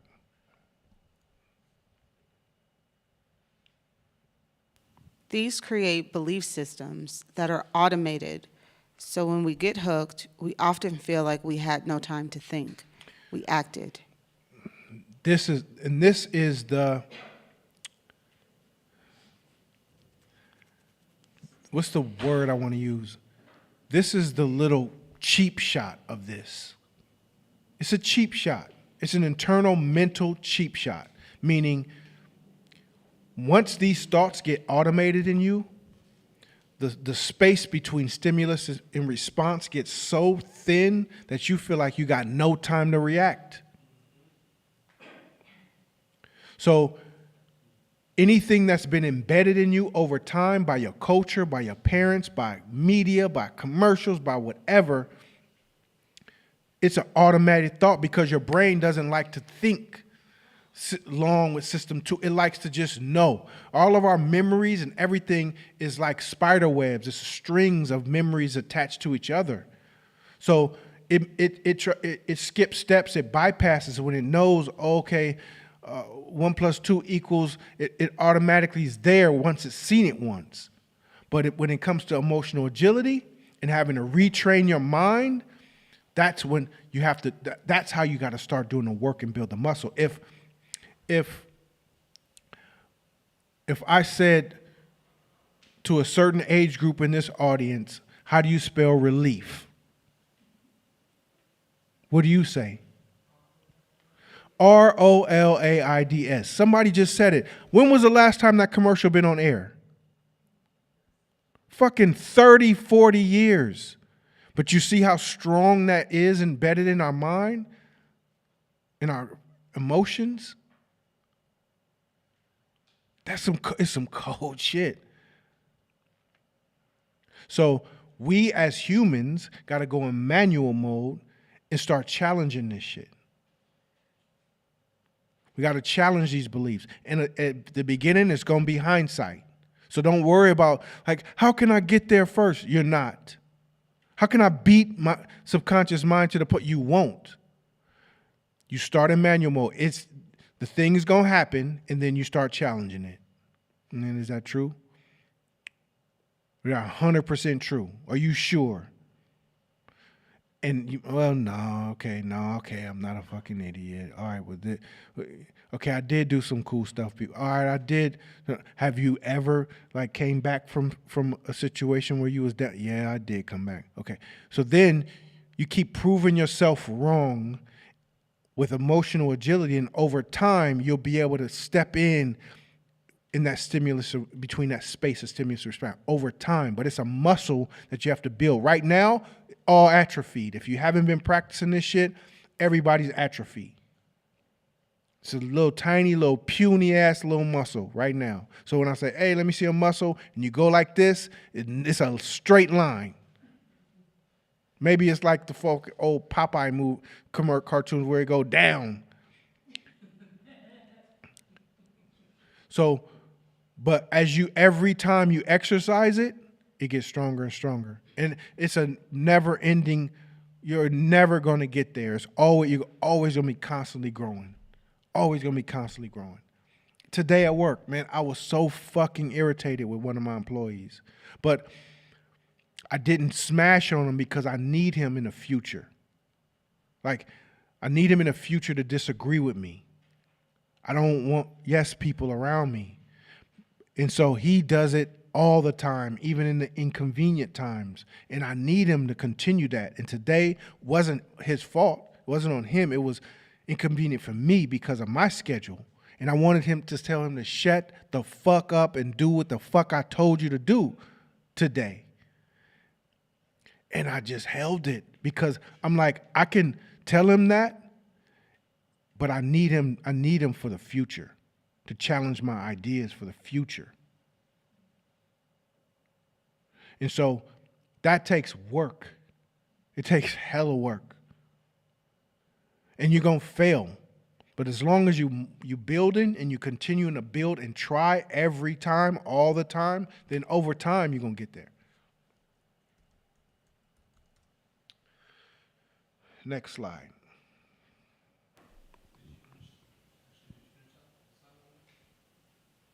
Did we? No, we didn't do the second part. Oh, I'm sorry. That's okay. We have these hooked responses programmed in our minds that are limiting our ability to be emotionally agile. Yeah, so we talked about it. Yeah. You guys clear on that. And the beauty of it is you can change. It's not an overnight change. It's not I'm healed or people would love that to be that. But prior to events happening, most of the change has to be over time, mentally weightlifting. Okay, next slide. I can read. Fight, flight, or freeze. So you guys are fully aware of those responses, right? You've been taught that we have automatic responses when there's trauma or events that we behave in certain manners. In a fight, a flight, or a freeze response. So the thing is, too, some people will be like, "Well, I'm a fight. I'm just, anything happens, I'm a fighter." No, it's not true. You're not just one thing across the board. You may be a fight response in these situations, a freeze here, a flight here. But if you understand yourself as a human, a lot of these responses are embedded in our DNA. They're part of our psychology. They're passed down from our parents. They're in our nature, or they come from our nurture. So again, emotionally agile people will look at these and monitor their behavior and figure out whether or not it's effective for them moving forward. If you're always fighting, then you're not giving the situation no time to understand it. If you're always freezing, then you're losing out in those spaces of tension where you need to show up. If you're a runner, if you're a track star, then anytime shit get thick, hot, tense, there's a problem, you're gone. So that means you give no opportunity to iron out or solve a situation. Some people go in relationships and the honeymoon phase and the good phase, and the minute it get tough, they gone and they back to a honeymoon phase. So they hopping from one honeymoon phase to the other because they don't want to work on no shit. Same thing, anytime something gets tense or somebody's wrong, they want to fight. I mean, they want to start arguing. You ever been been around people like that, to where you back them into a corner where they wrong, or they have to own up and have some accountability? That's when they want to fight you, or they want to argue with you. because they can't handle the tension of working through a new thought or being wrong. This makes me fight. It's automatic. It's automatic. So an emotionally agile human says, all right, I see you. Kaja, I see you. Kaja's higher self or Kaja's self will say, okay, I see you, Kaja. I see you in this situation, you do this, and this you do that, and that one you do that. Over here you do that. Now, is this effective for me? Is it effective for me? Because I learned this when I was a child. I don't know where I got this from, but what do I want? What do I want to do? All right, I want to stay in this space of tension. I want to sit here and feel it and get uncomfortable and learn how to still look somebody in the eye and tell them how I feel, or say, no, that's not going to work, or no, I'm not going to do it for free, or talk about pricing. If you have a flight response in life based on your childhood, maybe you got jumped and chased home from the kids because you was a little small or whatever, and now you learn to be a runner, and now you decide to be an entrepreneur. And they say, hey, how much is your product? And you say, I don't like talking about money. It's the same runner. That's the same runner. Tension, run. Tension, run. If you was a kid where somebody said they bagged on you and made a joke about you or talked about your mama and you stole on them to the face, and you went through high school or school doing that, and somebody comes to you and say, hey, I don't like your product, left a bad taste in my mouth. I didn't like it. I was unhappy with it. And you say, well, so what? Well, get out my store then. You're not my customer. You're doing the same thing. You're doing the same thing. If you get stuck when somebody's having a tense conversation with you, or they put you in an uncomfortable situation and you look like a deer in the headlights, you stuck, you're a freezer. And that comes from all of the nature, nurture, DNA, all the shit that you was taught growing up. You got to learn how to unhinge from that and detach from it. I remember, this is personal, but fuck it. When I was a kid and I witnessed a lot of abuse, what do you call that? Spousal abuse, domestic violence, where my dad would beat up my mom. And so the first time it happened and I saw him pick her up and pin her against the wall, and all my other brothers and sisters ran up and they doing, hitting my dad's back, biting his ankle, doing whatever that they can do to get him to put her down. I was 5. I sat there like this, deer in the headlights, frozen. I didn't know what to do. Stuck. And so afterward, my brothers was like, look, this is going to happen all the time. So you can't just be standing there. You got to jump in there. You got to fight. You got to fight. You love your mom, don't you? And I was like, yeah, but this shit is new and I'm 5 and I don't know what the fuck just happened and I'm trying to figure it out. No, you can't be no punk. You got to fight your daddy. So over time, I would get in situations where I would be confused. I love my mom. I love my dad. I love my mom. I love my dad. I'm stuck. And when opposing thoughts would come, I just looked like a deer in the headlights. My brain would just shut off. And I had to recognize that and break that and jump into tension and be like, wait, what we talking about? What we doing?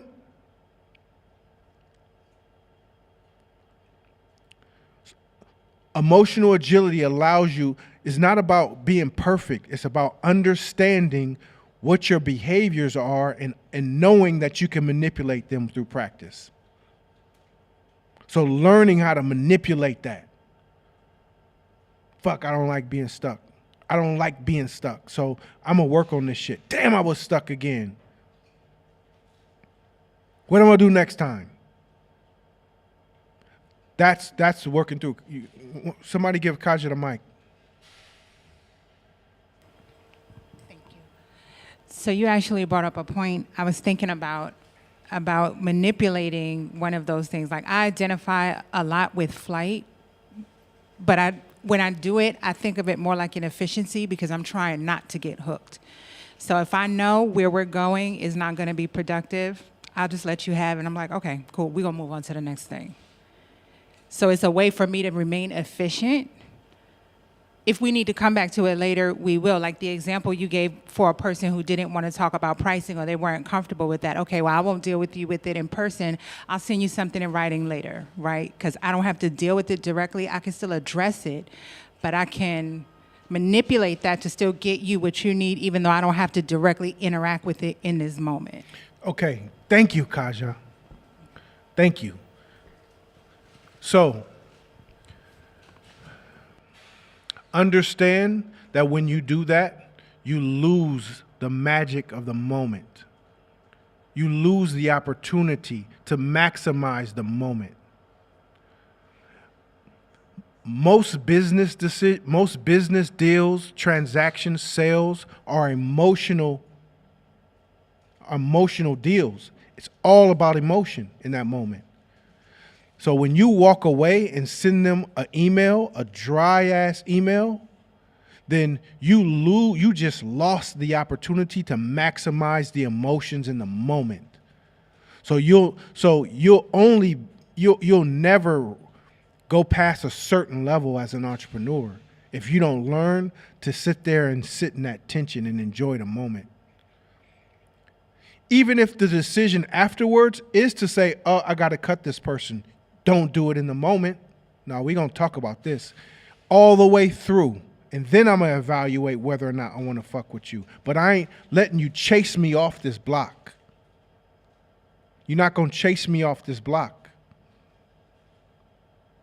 We're going to sit here in this tension and we're going to get to it and figure it out. And whether or not the first time you stutter, to get you stuttering and flittering and scratching shit and doing this, because your subconscious mind is like, what the fuck are you doing?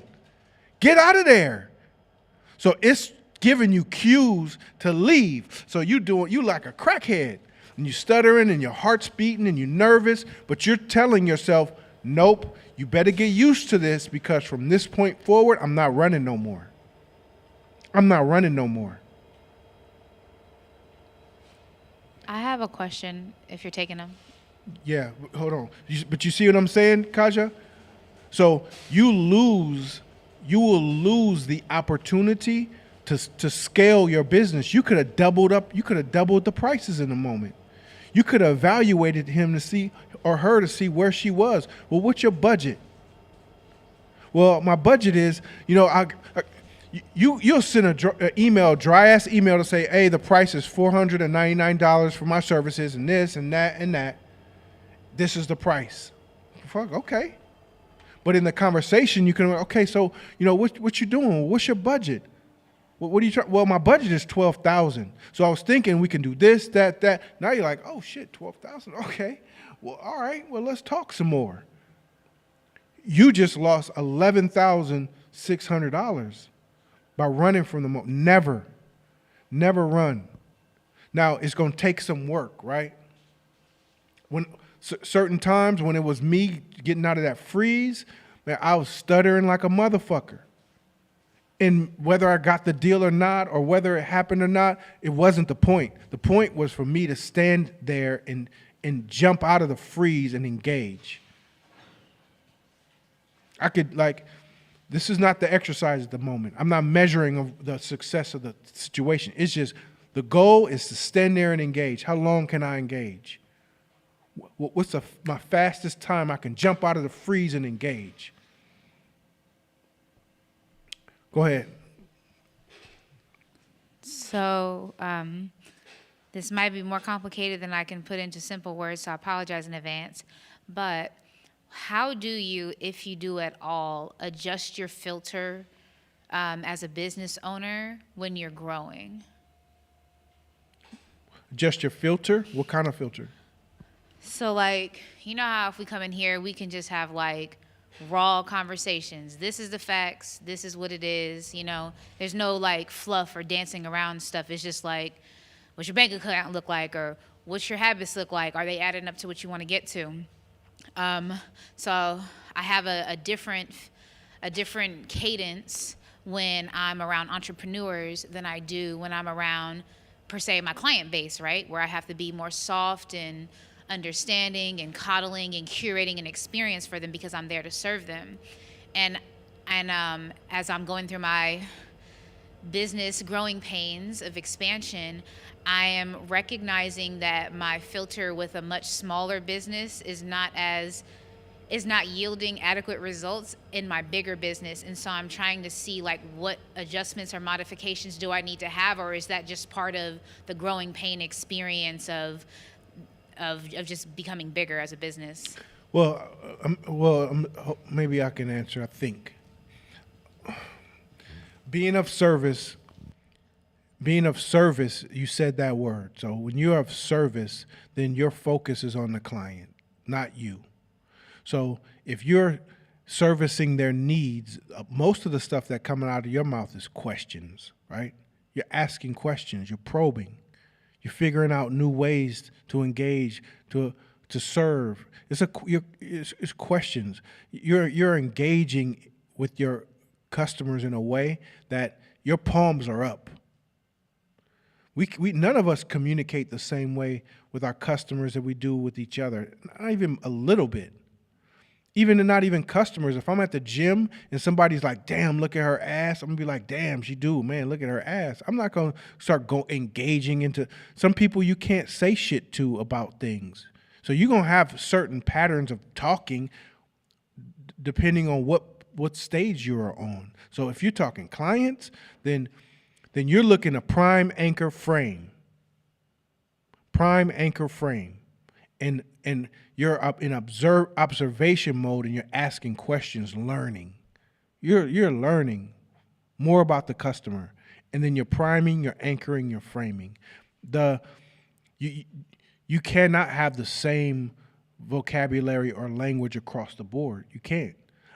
Outside of this class, I'm not in teach mode, period. I'm not in teach mode. I'm in student mode and I'm in entrepreneur mode, which is a version of student mode. I don't walk around like, well, this is what you need to do, and this is this, and this is what this means. Nope, I don't talk like that. Because that's for the sake of part of our purpose. Outside of this, I don't even talk to my employees like that. It's all observation, questions, how can we come to solutions, what's the next thing? They're not, a lot of them aren't entrepreneurs, so I can't even treat them like entrepreneurs. So you're going to have to engage differently. You know how, like, when Nana talks about early, this is maybe when I first started coming 2-3 years ago. Like, when you go outside to the clubs and all that stuff, the old you who used to, if you wanted to be free or party or go hard or whatever, you got to change your persona out there because now you're seen as an entrepreneur. So you can't be out there wilding. That's just what you signed up for. That's part of this shit. So if you want to wild out, then you got to find manageable ways, containable ways to go somewhere and wild the fuck out. Can I jump in a little bit? Yep. Were you asking about talking to entrepreneurs or customers? Let me just really raise the importance, and we'll get into like the psychology and the findings and the current research later. But when Court said ask questions, I think sometimes it's caught in the middle of the sandwich. So some of us treat it just like it's lettuce for those of us who grew up in these places where you don't have to eat vegetables. And you focus on the bread and the meat, right? So you may have heard him talk about the club or upholding your character or developing yourself in a certain way to show up a certain kind of way. Or you may even heard the word serving. But I don't think you guys really hear the importance of questions. And let me explain this. if you know me, I'm in insight mode all the time. So if you just talk to me about the Warriors losing horribly tonight, that should make Pastor Chris feel good because finally somebody's losing like the Lakers. But the point is this. But they're losing by almost 40 points or something like this. But they're losing like the Lakers did the whole season. But anyway, point is this. But let's say for whatever reason, Pastor Chris is a Lakers fan, so every chance I get a chance to blast the Lakers, he gonna get that joke. But let's say I'm sitting there and you're just talking about how you feel about sports. I'm gaining insights. Let's say you're talking to somebody else and I'm watching your body position. I'm gaining insights. Let's say you just share with me your schedule for the date. I'm gaining insights. Let's say I decide to walk up to you, decide to talk to you. I treat my words like sonar. I will bounce words off of you and watch your response and gain insights. So then when I finally decide to speak to you, I can be extremely bold because I really listened to you for days, weeks, and months. Because there's such a huge variation of beliefs, just even in Oakland alone, huge variation of beliefs. Huge variation of how people got to the same destination from different paths. When people walk into my office, my brain sometimes will quickly go towards, oh, this is what this is. But what I do is I tell my brain, okay, I hear you trying to pass judgment. Let me go talk to this person, and I let you know if that's true or not. So when a customer walks to my door and they do anything that would usually warrant maybe a firm or aggressive response to somebody I may know, you're not going to receive that as a customer because I don't know who you are. 2, I have a limit of what I care about with a customer.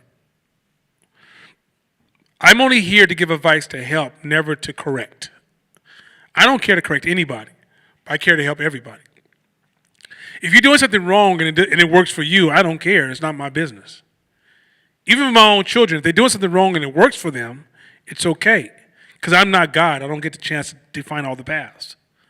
But if you say I'm struggling here and you do something that is working against yourself or are you creating your own friction, then I may come in with questions, comments, and lead you into your own answer or ownership.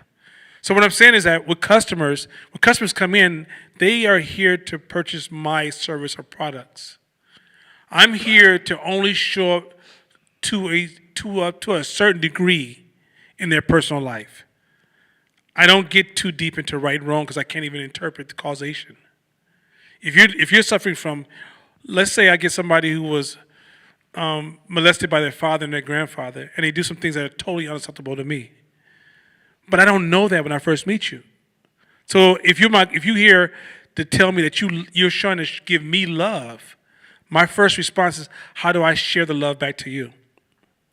And unless I'm your close friend, there's just lines I'm never going to cross with my customers, ever, because it just doesn't benefit neither one of us.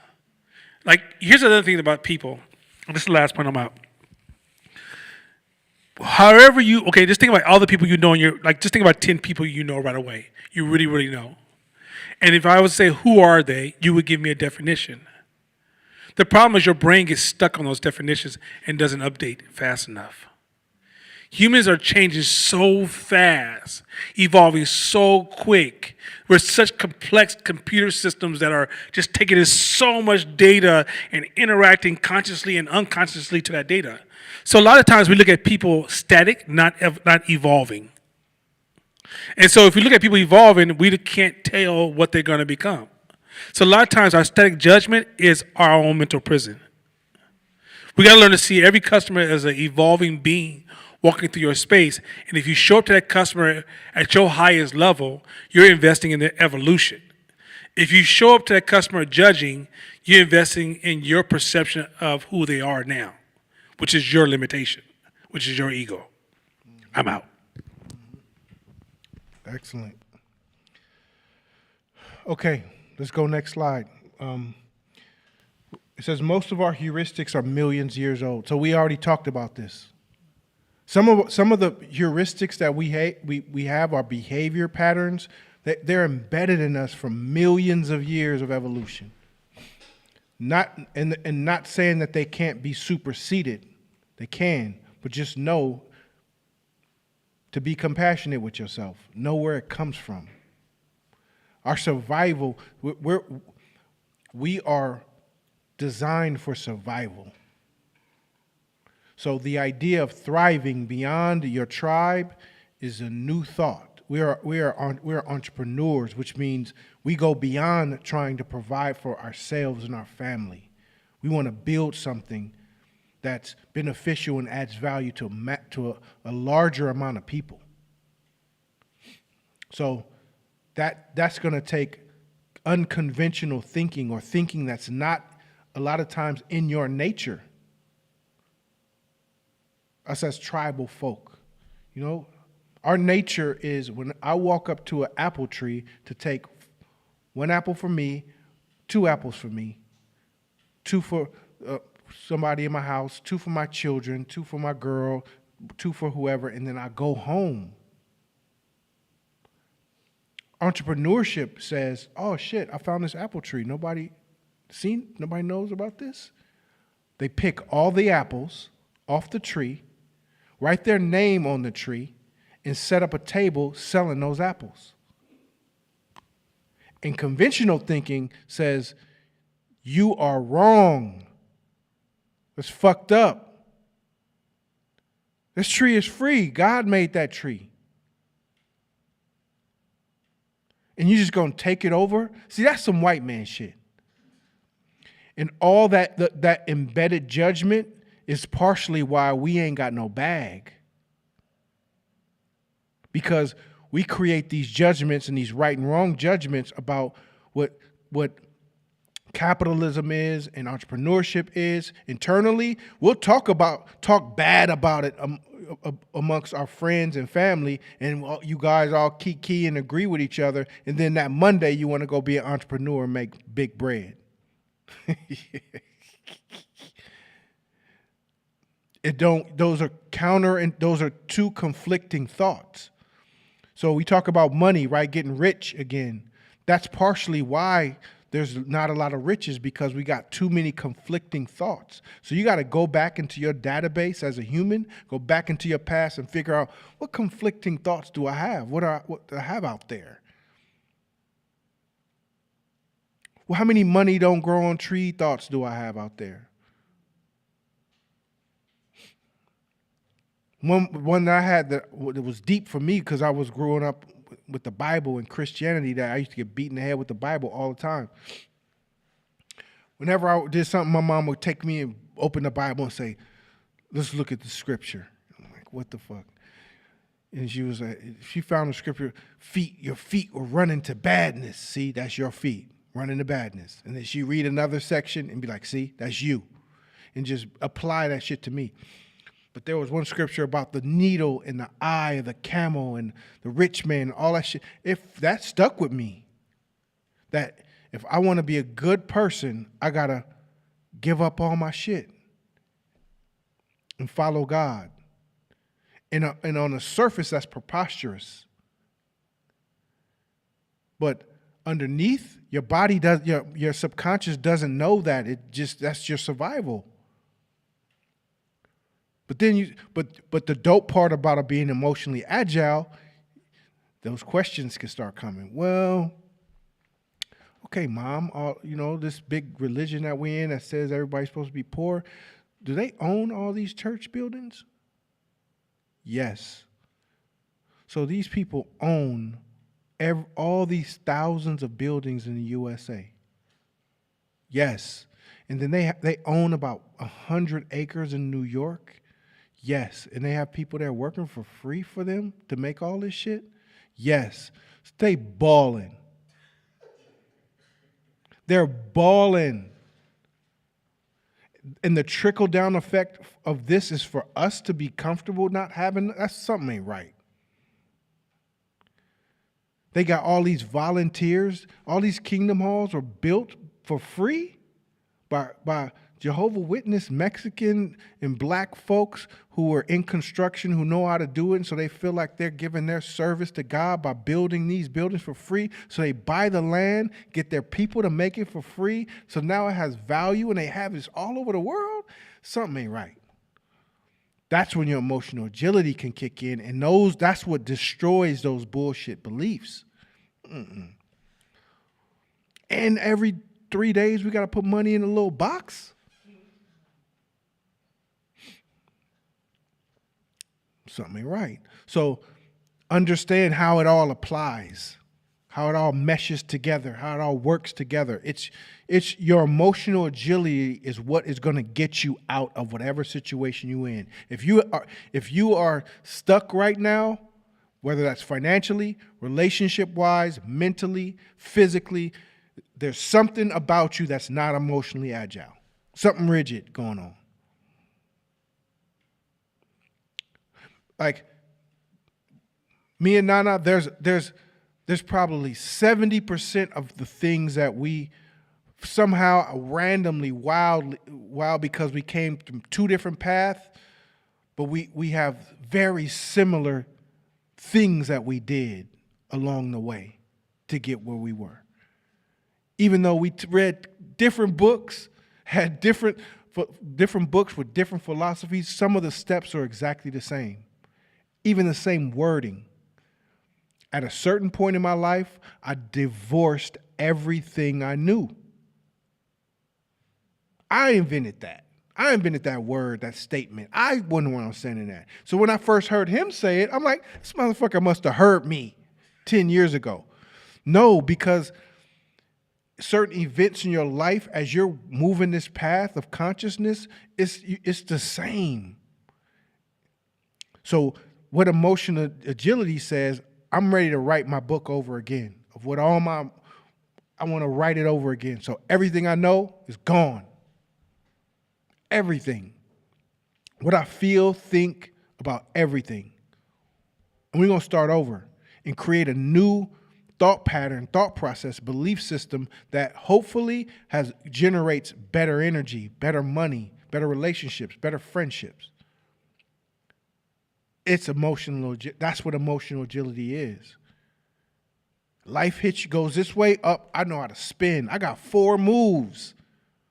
When life hits me this way, I can spin. I can go through the legs. Emotionally, what can you do? Close your eyes and start windmilling. That's all you do. That's your only move is a eyes closed windmill. Some people gonna get knocked the fuck out. But for the most part, you gonna get knocked the fuck out.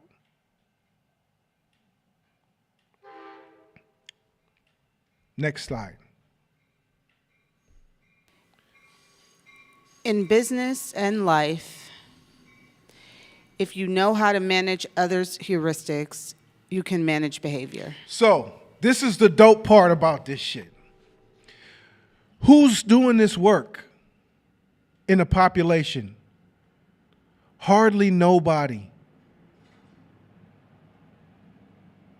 You get where I'm about to go?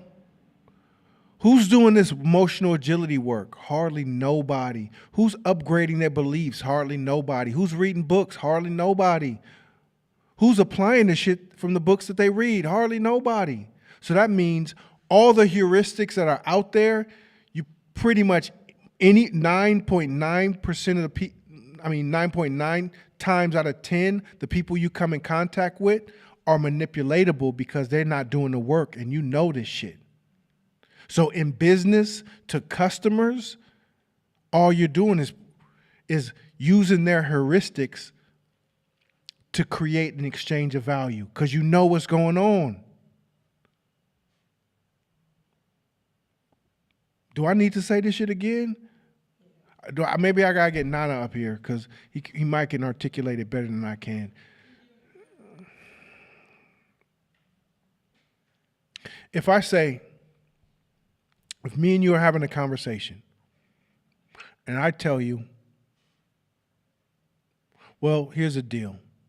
That's not really what's going on with you, Cassandra. What's really going on with you is that you don't feel like you're good enough. And you don't love yourself enough. All of a sudden, you're like, oh, fuck, this person sees me. This person's reading my soul. And what's going on in your life is that you can't find direction. You can't find a purpose. What the fuck? This person, I don't know you from Adam, but I know human nature and behavior because I study this shit. And 9.9 times out of 10, you're blind to all of the heuristics that are happening within your own life. So this makes you a superhero in business and entrepreneurship. Now I can beat you to the punch in terms of how I can serve you because I know where you're insecure. I know where you're insecure. I know where you are weak. I know where you're strong. I know most things about you. Now, if you end up being a black swan, dope. Immediately is a different conversation. But 9.9 times out of 10, because humans aren't doing this work. They so caught up on Instagram, social media, and all the other shit, they're not doing this work. So this creates a superpower for you as an entrepreneur. I can create value for you and make you think that I know everything about you before we even get deep into a conversation.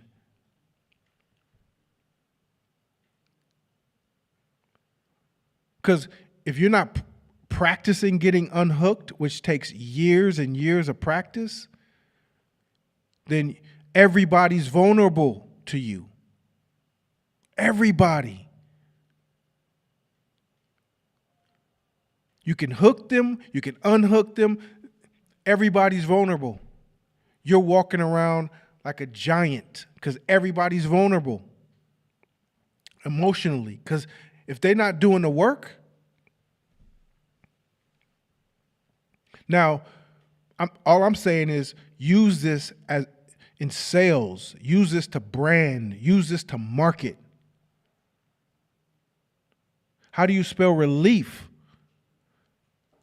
Or that's a branding tool based on your need for relief. That's why it's embedded in your brain.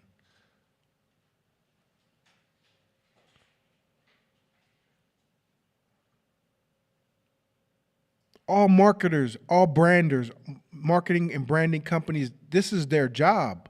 And what makes their job easy, they know 99% of the population ain't doing emotional work.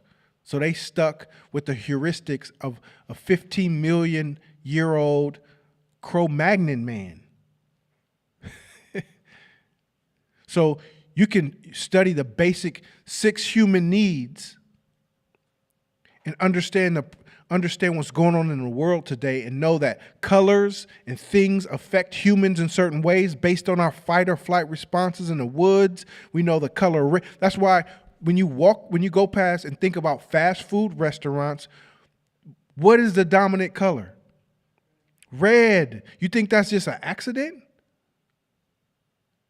It's not an accident that fast food restaurants are dominant red colors, because that goes back to them understanding your brain from millions of years ago, how it works, how it responds. Red. Your body automatically thinks fast. Go. Somebody's bleeding. Go. It's embedded in us. When you look at the color blue, that's why big companies, big brands, IBM, Intel, all the big companies who want you to think we're not going nowhere, we're going to be here forever, they're blue.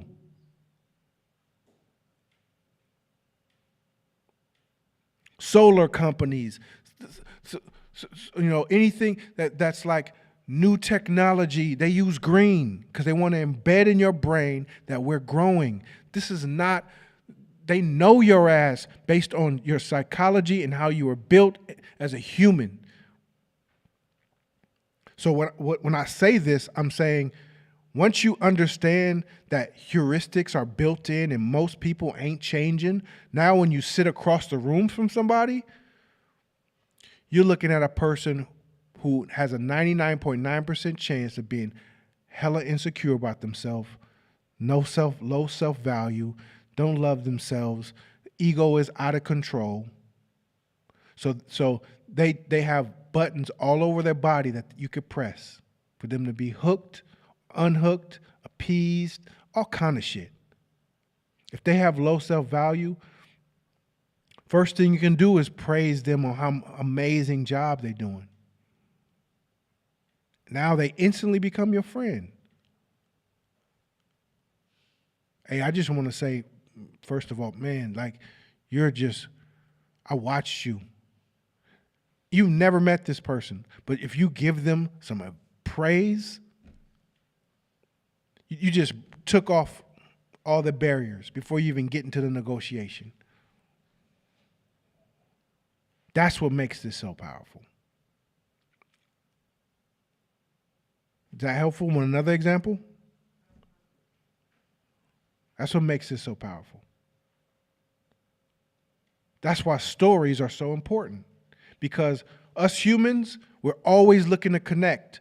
Understanding the fact that we're herd animals off top changes the game. Contrary to popular beliefs that we're carnivores, no, motherfucker, we're herd animals. We're like sheep. We're like horses. We like to be in packs, and we like to copy each other. We don't like to think. We like to copy. So we realize we're herd animals, then you market accordingly. If I say, man, you got to get on this, everybody's doing it. That's what makes the popular versus effective so fucking drastic, to where popular is more. Because we're herd animals. We go, we follow where. I could be talking about anything.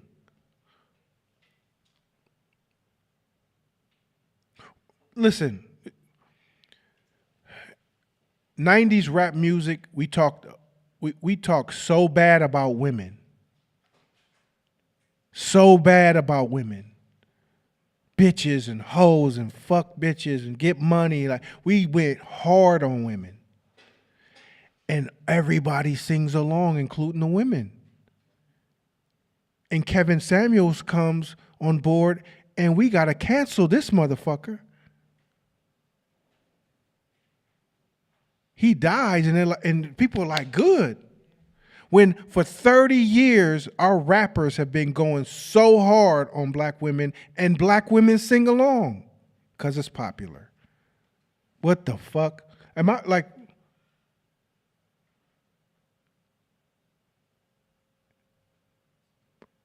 I mean, shit, am I going crazy or am I wrong or what? And he didn't say bitch or hoe to not one person. He just kept the shit real with his truth. But popularity a lot of times can supersede even logic. Even logic. There was a situation in Hawaii where a princess in Hawaii committed suicide. And that year, suicides went up like 1,500% because she was popular. So when all them drugs come in, and it's Molly this time, and it's this one this time, and it's Percocets because Future said it, and it's lean because the dudes in the South was doing it, and you just floating around doing these fucking drugs, not realizing that it's crack in some of this shit or other. Now your body is fucked up because you was doing the shit that was popular.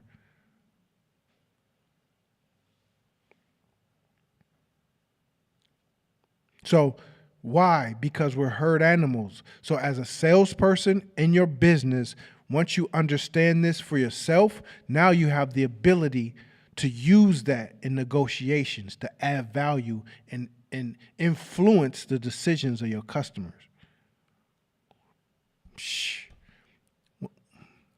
Shit is a cold. And when I learned this,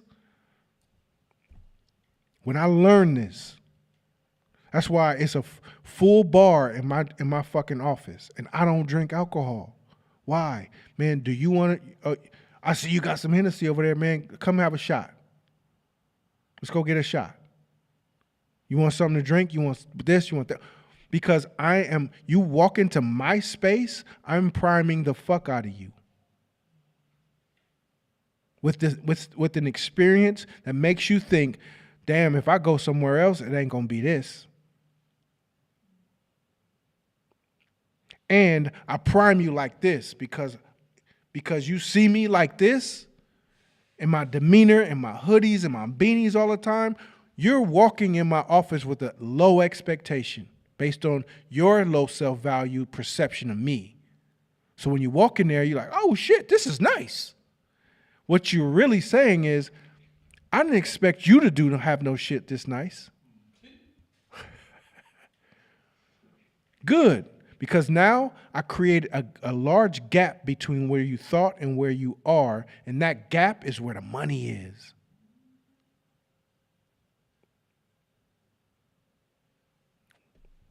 That's this. That's why this game is cold. I learned that from this brother. There's no way I could ever claim this shit. I learned that from that brother. And he knows if I'm a defender of shit that works for me, even if he don't like it, I'll defend my shit that works for me. So if somebody, man, where'd you get that? I gotta say it. I got it from him. I got it from this person, because that was a game changer for me. And the practice is you practicing it on yourself. So all the practice and the weightlifting you're doing on yourself is really preparing you to do it with customers. Hey, oh man, where you from? Okay, cool. That's why when you you don't talk business immediately with the customer. You don't talk prices at all. You shoot the shit because you're figuring out how you can curate your presentation, your pitch to them based on all their heuristics. And you're picking up on keywords. Oh man, shit. Man, it's hard out here it's hard out here. Okay, he said it's hard out here. Man, you can tell where they are. And you can even break through some of their broken beliefs by interrupting their patterns. No, I'm gonna tell you right now, we could stop right now. I'm not the cheapest. So we could just shoot the shit and talk about something else, or I can refer you to somebody else, because we're not the cheapest, bro. We the best. And we hang our hat on being the best and adding tremendous value. So I can hear that you're looking for like a cheap solution, and that's not us. But I already peeped the fact that they insecure about shit. So they gonna come back and be like, no, it's cool. No, it's cool. No, I want to. I'm working with you. But that was just me getting that out the way. So when I say the price, they're gonna be like, okay, yep, cool, no problem. Or they just want to feel like they're getting a deal. I give them 1% off. But the fact that they feel like they're getting a deal still works. No, I got you. I knew, yep, I already know. It's all good. I'm gonna take care of you. This is what I charge, anchor high, and this is what I'm giving you. You got a question? Should be sure. Tavita had a question, but she said you just answered it. Okay. Let me ask it just for the sake of people in here who can't see it. What key concept do you keep in place knowing that customers have a herd mentality, but you have a set of core beliefs and values as a business? Those core beliefs and values those core values don't have to interrupt your conversation with the customer. If your core value is providing tremendous value for the customer, giving more than what they give you in in money value, integrity, being a company of your word, like those are values that you can still maintain. We're talking negotiation.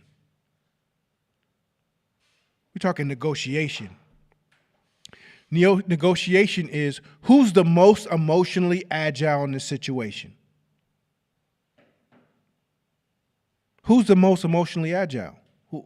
Who has the most tools to negotiate? marketing, branding, priming, anchoring, framing tools, and who has the courage to stand in this tension. The most courage to stand in this tension. Your brain will give you an excuse to run. It'll justify it, and that justification will sound so good. Oh, man, he just slapped your wife. Yeah, well, I don't want to go to jail. You know what I'm saying? I'm not trying to go to jail, No, he just slapped the shit out of your wife, bro. It might be time. We'll justify not. Oh, well, I'll send them an email. No, it's tension time. It's tension time.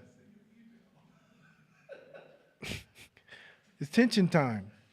Now, you can ratchet down how you handle things. Maybe the first time is like, all right, I went straight to anger. All right, nope, I'm going to go here. I'm going to try to negotiate, and maybe that failed. But you're all constantly working at it, laughing at yourself.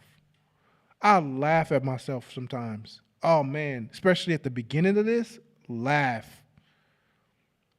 Because there's certain emotional triggers that get me. I was a short kid in elementary school and middle school. I was short, skinny as fuck. So I was like, I just had a fucking thing that said, "Bullies come here," written on my forehead. And so, I used to get beat up, chased, pushed, talked shit to, bullied, the whole 9 yards in elementary school. I wasn't a tough kid, none of that shit. And then it was one day that I got forced to fight back from my mom. And she said, if you don't go out there and fight him, I'm going to fight you. So I went outside and I closed my eyes, cried, and windmilled the fuck out of that kid. And when I opened my eyes, that kid was on the ground crying and bleeding. And I saw blood ever since, right? I ran with that. Never got bullied again. So it worked for me all throughout my school years. Now, when it became a problem was when I'm sitting in tension in business and somebody tells me that I feel like they're trying to take advantage of me in business, trying to get over on me to my face. My brain says he's trying to bully you. So guess what I do? As soon as my brain says he's bullying you, I close my eyes and windmill the fuck out of this dude. So then when I open my eyes, he's bleeding and he's crying and I just lost the business.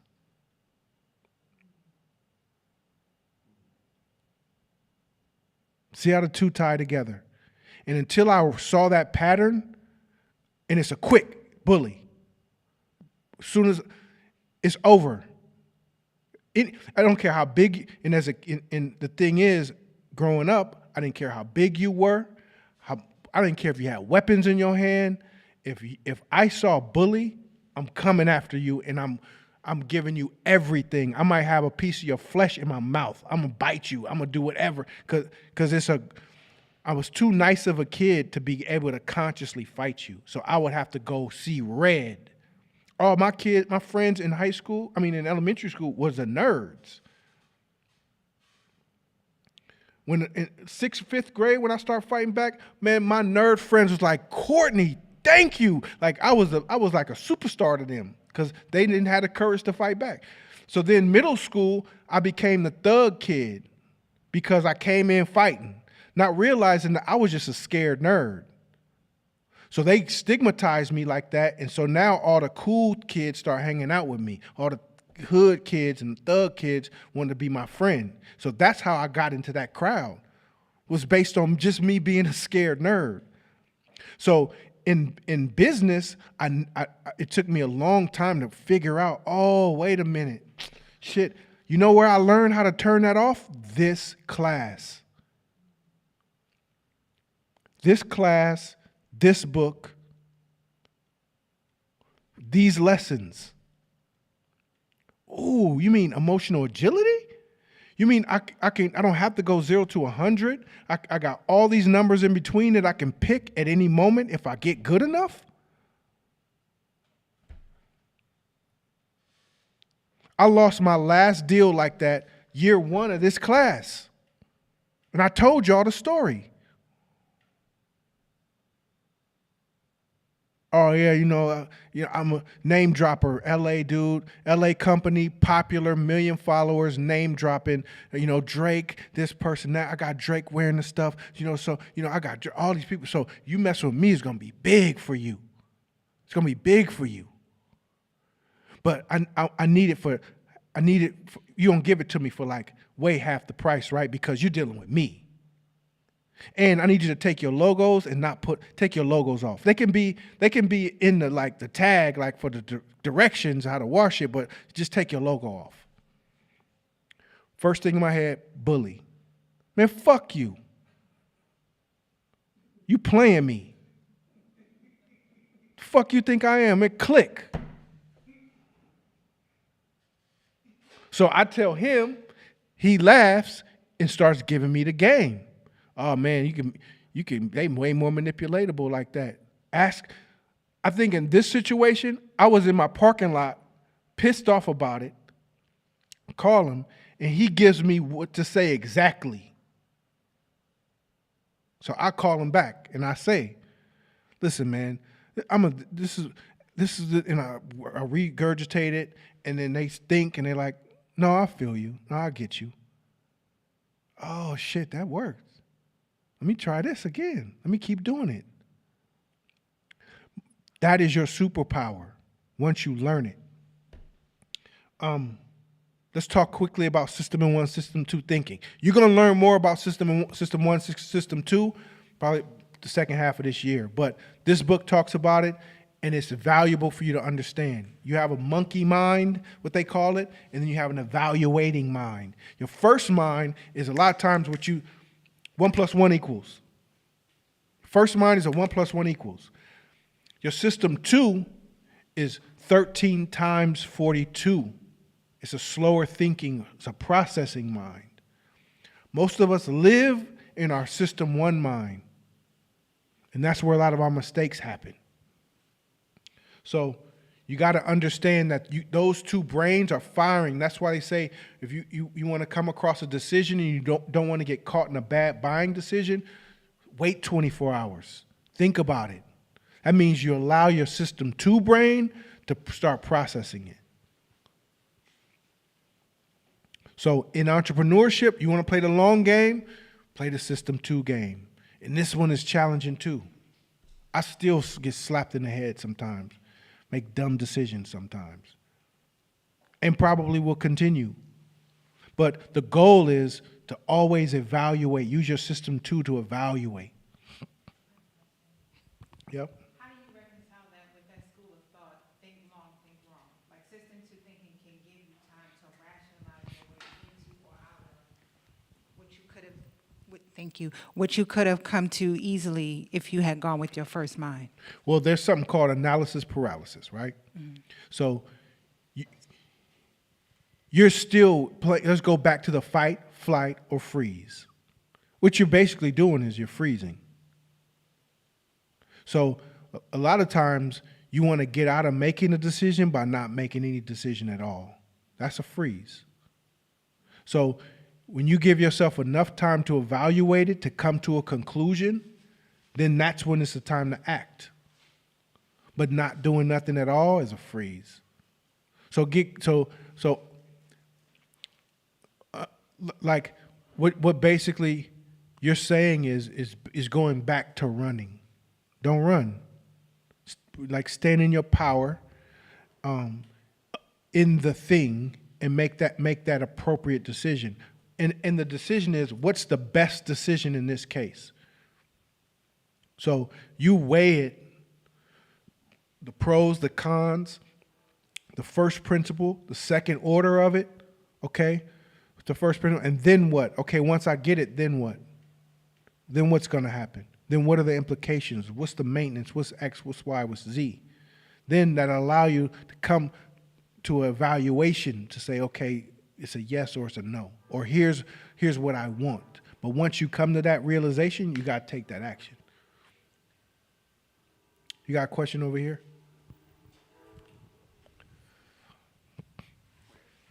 Tavita was saying that she feels like System 1 versus System 2 increased her procrastination because now she's overthinking and ruminating. Okay, so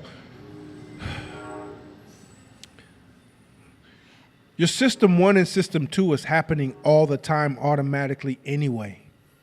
So knowing the names of them is not what makes things worse. It's happening anyway. You're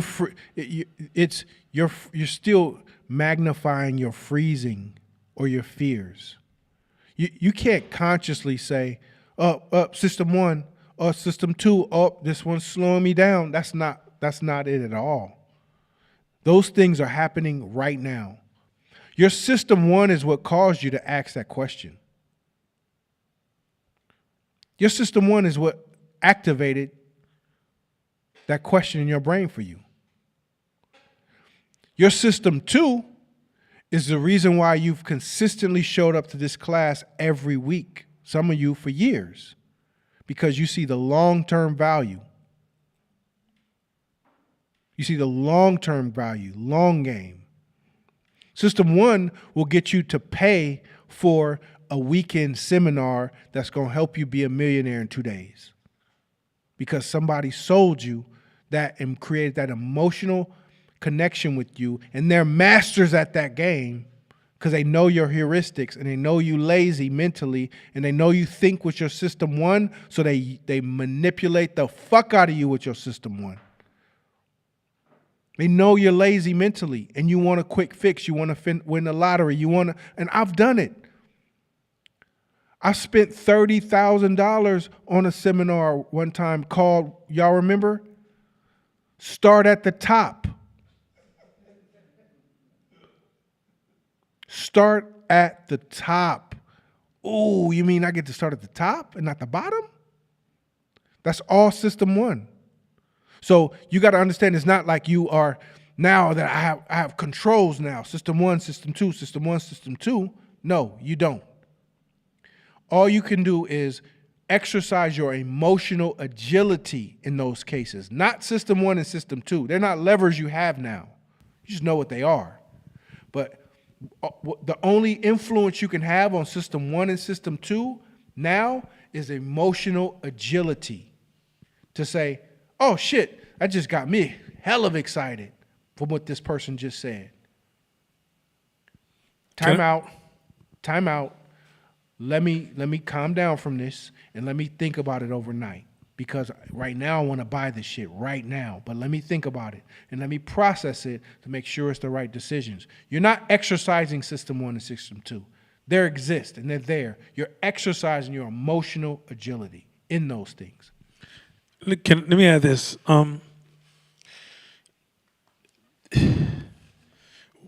What to kind of round off, because I think you guys are tunneling on System 1 and System 2, and I want to go back to something Corey said earlier. And I'm gonna try to summarize it as fast as I can. As a human herd animal, you have unconscious programming that many of us don't have words or articulate daily. Things that we're just prone to do that's outside of our conscious awareness. And when we're moving around on autopilot, we're more likely to make a certain decision based upon our nature and that if we're not thinking, there's no motivation for us not to go in that direction. That's why there's certain things that human beings do that seems kind of weird or doesn't make any sense. It's because if you go back in our history, it's part of our survival rhythms. So we weren't built for a world of 8 billion people. We were built for a world of 150 people surrounding us. And so when you're in a world that's way more complex, with way more challenges, with way more beliefs, and grander communication, it is not enough to function on impulse and autopilot. Yet you can't function in the subconscious all the time because it eats up too many resources.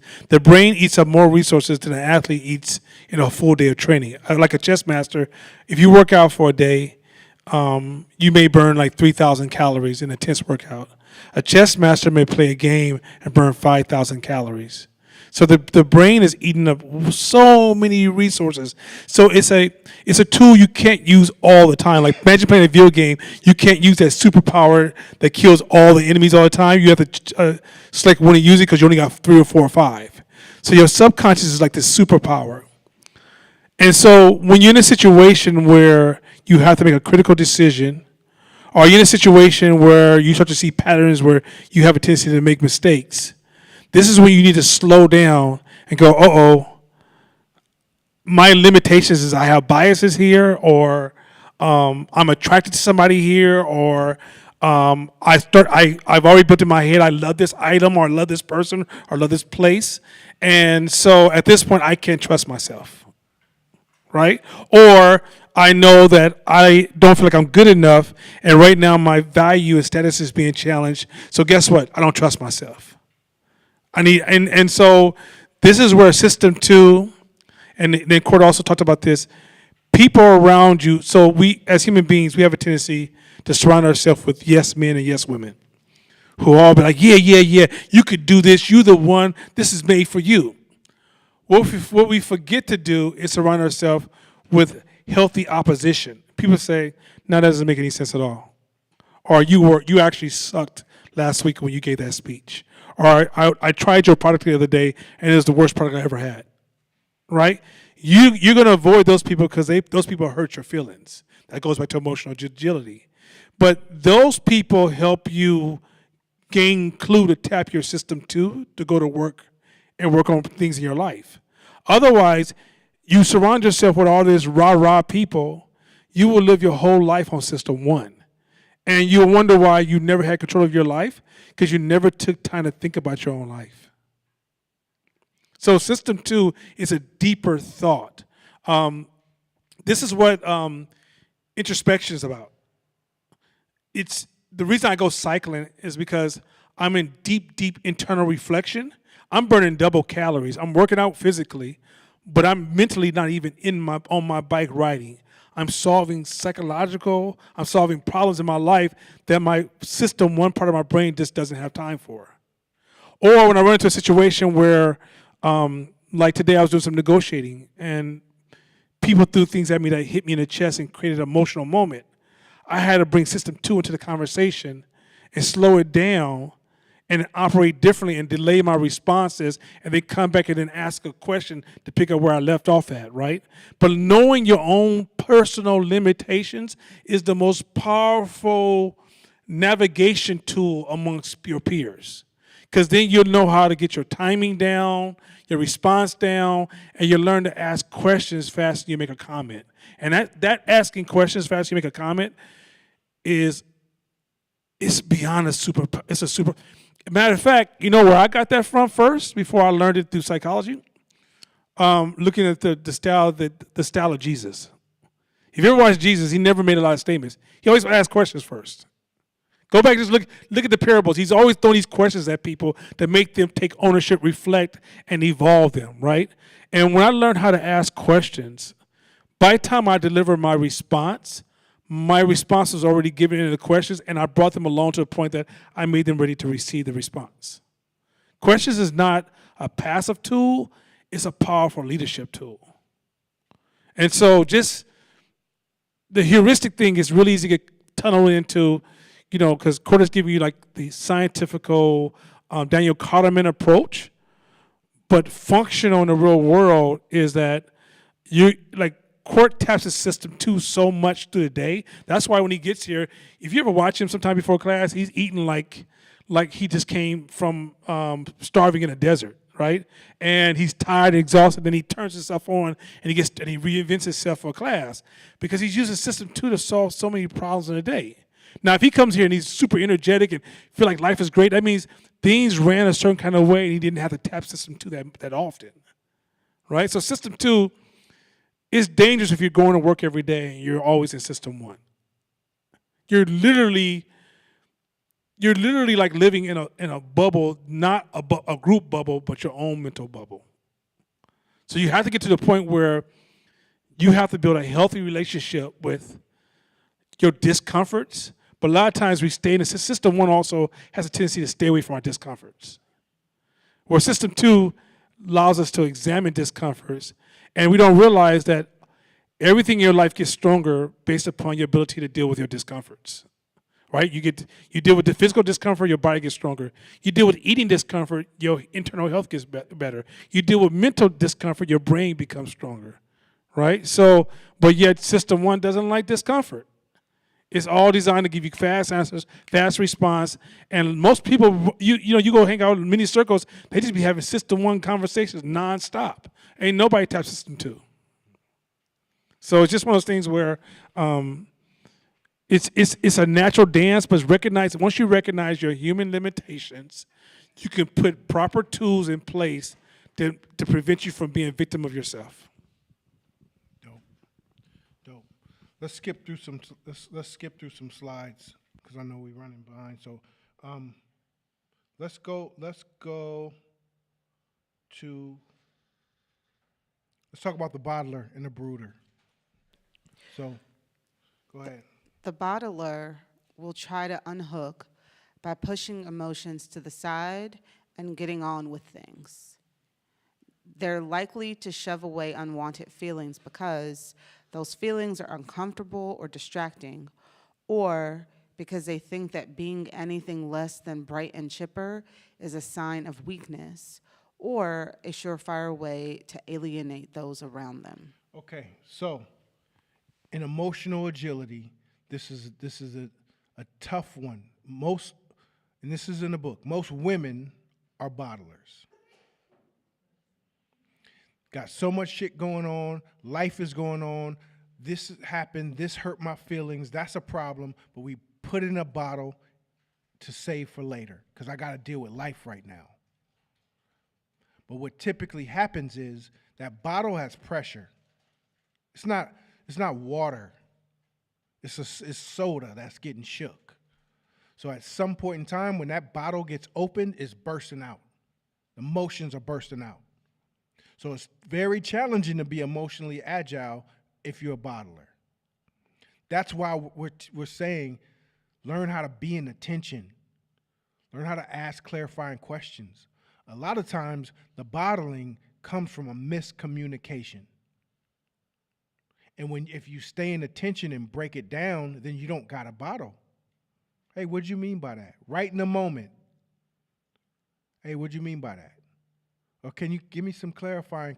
Can you clarify that for me? What does that mean?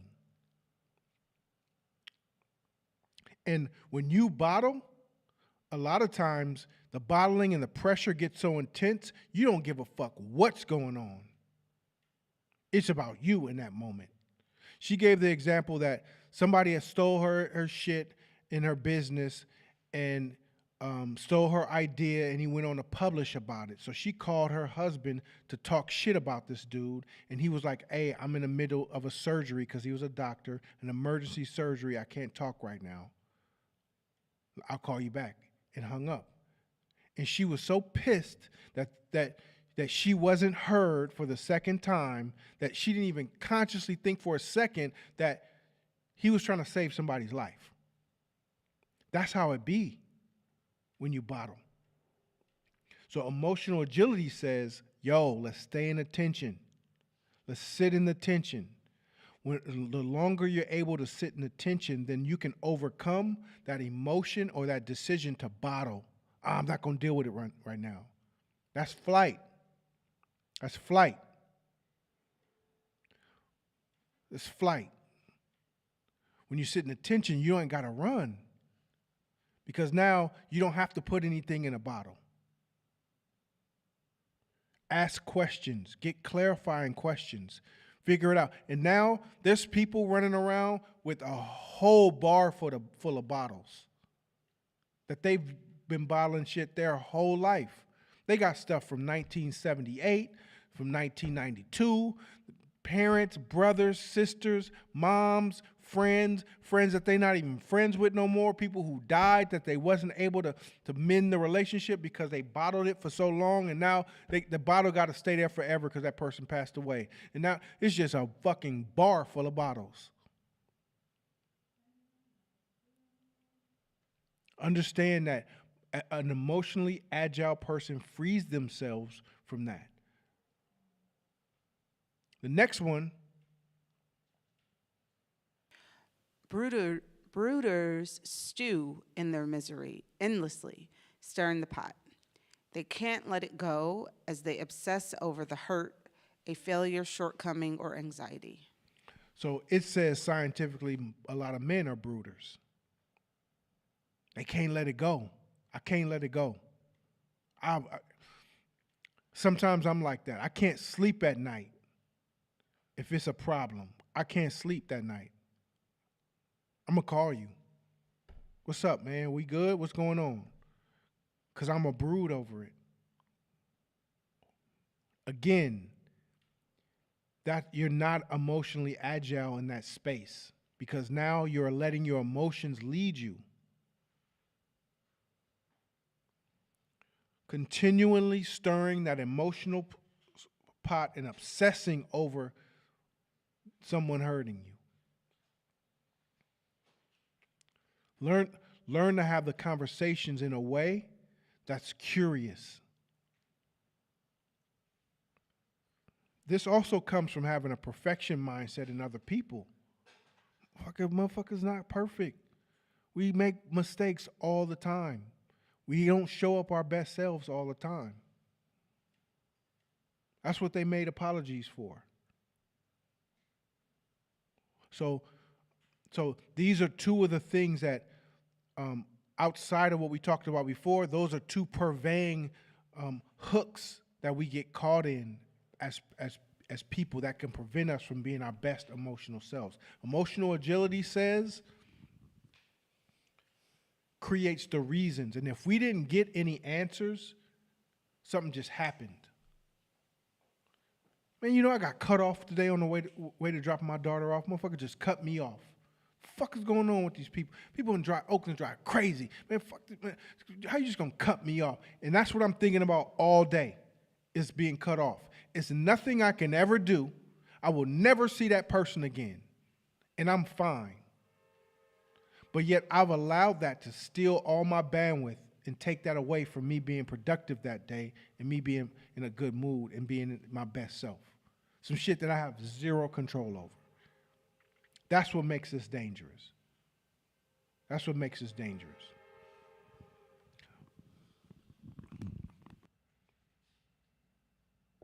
Real quick, you know what's crazy?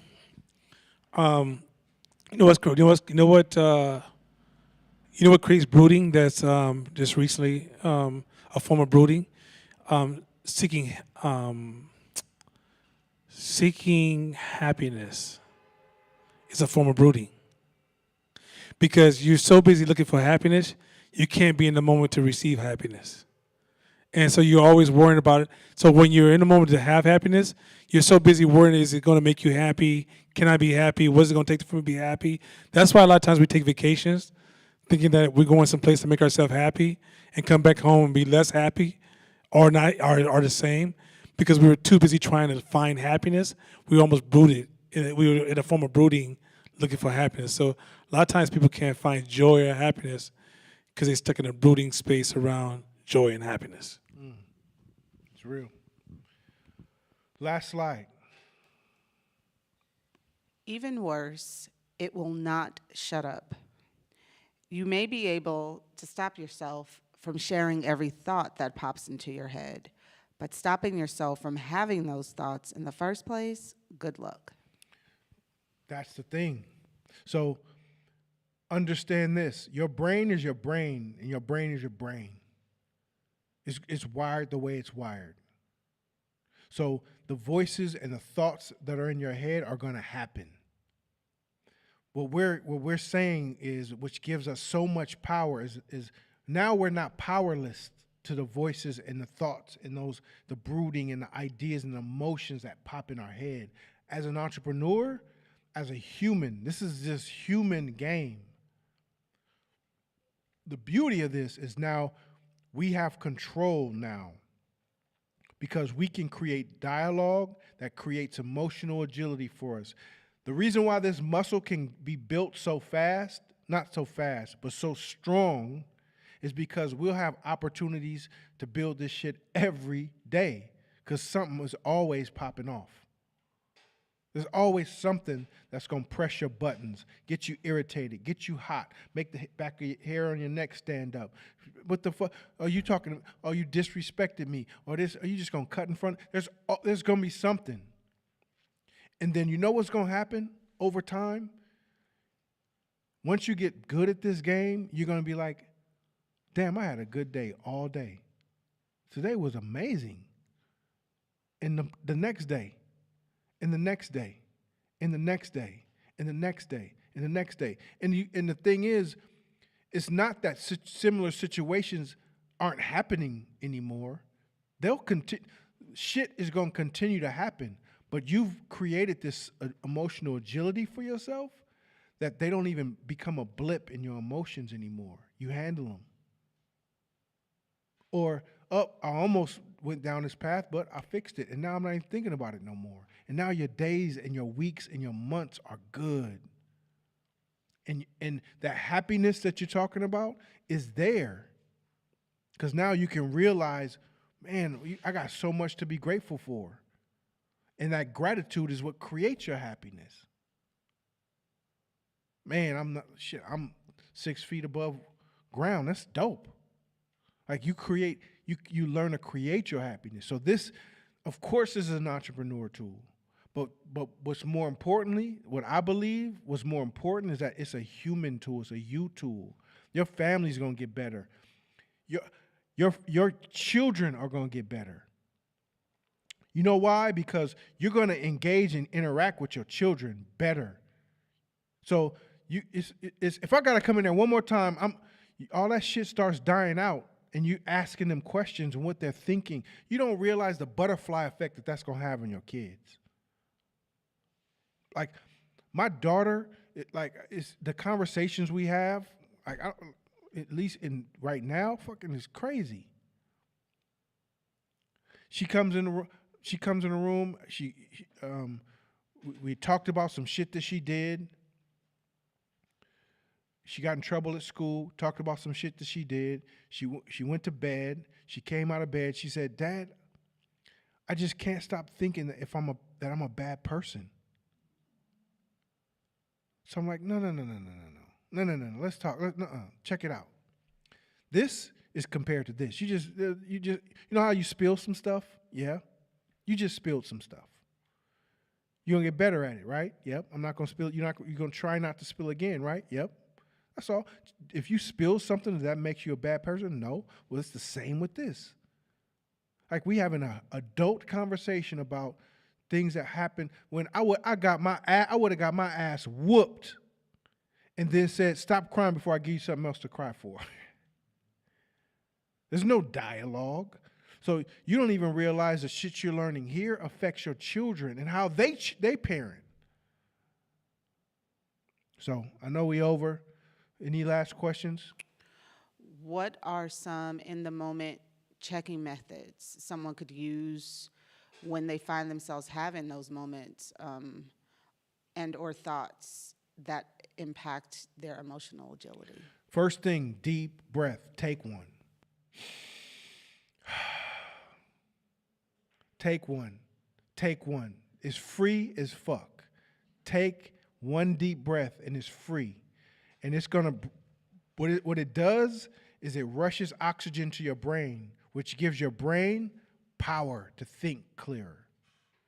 And then when you exhale, it's gonna release that toxic bullshit energy that you have, some of it.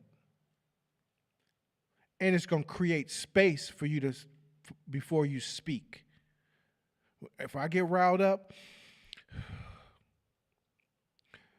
let me breathe first. Then that 0 to 100 don't even have a chance to come in. That's all I can give you. Now, what I tell you in the real world, what's gonna happen is you're gonna just be observing you fucking up all the time. I just knee jerked that. Oh, I got hooked. That's great. If you are able to do that, you're winning, because before you weren't even observing that and clear on that. The next phase of it is hindsight. Hindsight. Okay. All right. This is how. Okay. Now, I realized that as soon as the tension happened, I ran. Oh, I got to make a phone call, or I got to go to the bathroom, or I got to do this, or I got to get out of there, or you start finding reasons to dip. When, okay, all I want to do is just stand in this space and feel this tension for a little while, as long as I can. All you're doing is trying to take incremental steps, because this is going to be a years-long journey. Mm-hmm. Years-long journey, and it probably will never end, because we was raised wild a little bit. We got whooped. We got beat. Punishment, beaten, school system, all this shit, like, it pretty much prevented a lot of us from having emotional dialogue in tension situations. So this is a muscle that you're going to have to build, and it's going to take a long time. So don't try to rush the shit. Can I add to that too? Oh, go. Well, can I add just to answer real quick? Two things. One is that it's a muscle. You got to build a muscle up. That's what he's alluding to. But second thing too, what you do in your downtime prepares you for the uptime. Turn down the gossip, right? Work on what I talked about last week. Every time you witness something you don't understand, start practicing changing your model. What that does is it increases your curiosity. So when people say something, you'll be like, oh, well, what do you mean by that word? Because now you're starting to see the difference where there's so many interpretations on what people can say. You don't just hear words come out of it. Like, let's say Court came at me strong. I'm not going to hear the words that came out of Court's mouth and then filter it to what I think he means and then respond. I'm going to hear the words come out of Court's mouth and go, hey, why are you saying it this way? And what did you mean? And what I'm doing is I'm holding that fighter back. I'm holding Mike Tyson inside of me back. Now you stay back. Hold on, man. Let me work on this for a minute. And what I find 9 times out of 10, I have a bad interpretation of what they're saying. So the more you can start saying, hey, listen. And I'm not saying, once again, there's no 100%. I think that's what Court's trying to tell you. Like, when you make a mistake, don't beat yourself up, right? It's good to reflect and go, hey, well, what did that person say that caused me to respond like that? And this is the opportunity now for me to move forward and reframe it. But if you stop gossiping, because all gossiping does is it strengthens a lot of bad beliefs and values, that when it's time to have a conversation, you're turned up because you've already built this. If somebody says this to me, I'm gonna let them have it. But if you're in a situation where, like what we do in our house now, something happens, and we'll give ourselves the permission to be like, man, that was some stupid shit. Just like that. But then we'll say, why do you think they said that? And what we're doing is we're giving ourselves to re-engineer our way our brain works. So next time that person does that in front of us, we lower the energy of that. And next time somebody copies that in the wild, we lower the energy of that. And so now we command the space, they don't command us. And so by just what you do offline, not when you're in the incident, prepares you for being in the incident. You know, and just to add to that, like, being in that moment, like, what are the tactics that we can engage in? I think that putting them together, creating space to retake control, not only of the conversation, the moment, the tension, the friction, but that internal voice that's happening. So I think we could put them together and say, like, well, the first thing is lead with a question, to give yourself that space to think internally, to have that internal dialogue, to take control of that internal voice. Take the deep breath, because that is a physiological overtaking of whatever's coursing through your veins, cortisol. But then also, like, just it's so small, but it's so impactful, is we can all do this. unfocus your vision. Like, you can look at the details of the plant at the front of the room, but you can also continue looking in that direction and unfocus your vision to activate your peripheral vision. And by activating, like blurring what's in front of you to activate your peripheral vision, activates a part of your brain that allows you to remove yourself from that moment. And I think that in those minutes of asking a question, taking a deep breath, taking control of the internal dialogue, that shit pays off dividends in ways that, like, the rest of the conversation, the rest of the moment, the rest of the negotiations could possibly compare. So just to add on to what Court and Nana said, that little that visual technique, move from a focused view to a peripheral view, that actually has like an empirical change in your brain chemistry, in how your brain is firing, that will impact that moment. You know, and to me, it was one more. Damn, you just great question, but it's sparking, like, you know, you're pulling up all the tools. If your self-value is low, you'll be victim more than you want to be. That's a sign that you got to do work on yourself. So, like, one of the reasons in this class we designed the first half of the year really to focus on yourself is because it's like training a boxer how to fight, and then as soon as they get hit in the mouth, they go back to the windmill, right? And if we don't train you properly with yourself, I can give you all these tools and all these mental models and strategies, and if A happens, here's a B and here's a 2 you can apply to the 8th power, and you'll get this response. You're like, oh, that's tight, nah. And then as soon as they hit you in the mouth, you be like, 1 + 1 is 2. 1 + 1 is 2. The cat hit me. I didn't let them know what I felt, right? You go straight binary. And so what I discovered, what helped me a lot is, as I worked on my self-value, and self-value has nothing to do with money. When you really work on your self-value and you develop self, it's almost like you can project yourself to being this tall giant, listen to a small person come at you. No matter who they are. It could be President Obama. You could become a giant, because once a person go to a certain space that's designed to provoke you, especially if they being evil-spirited or just really mean in their approach, they're shrinking as they're talking to you. And so you'll find that you don't want to shrink down to them and match them within this space, because if I shrink down to you, I allowed you to bring me down. I allowed you to make me lesser than, and I'm going to lose, right? But you can say that in theory, and then as soon as you get hit in the mouth, you just become an ant real fast.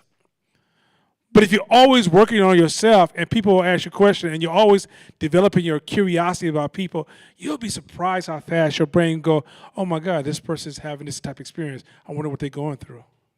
Yeah. And they calling you, they talking about you directly in your face. You ain't shit. Then you're like, damn, I wonder what's going on with this person. And you're literally looking at them and you're having a whole different, their words that come out their mouth and they're crying and they're jumping up and down. And your brain's like, man, hey man, you okay?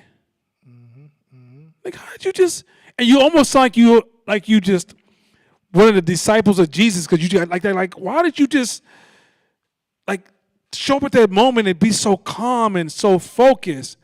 It's because the work you're doing, but the work on yourself and how you feel, right? So yes, the peripheral, the breathing, and those things, I'm saying fast, but those things show, science shows that all those things absolutely have huge impact. They're not small impact. So once again, I know we presented a whole bunch of things here. Don't try to put one over the other, because they all will work differently based upon what stage you are at. But ultimately where you want to get to is where you see, okay. So I was talking about my son-in-law, and I was saying, he has these huge, horrible stories in his head.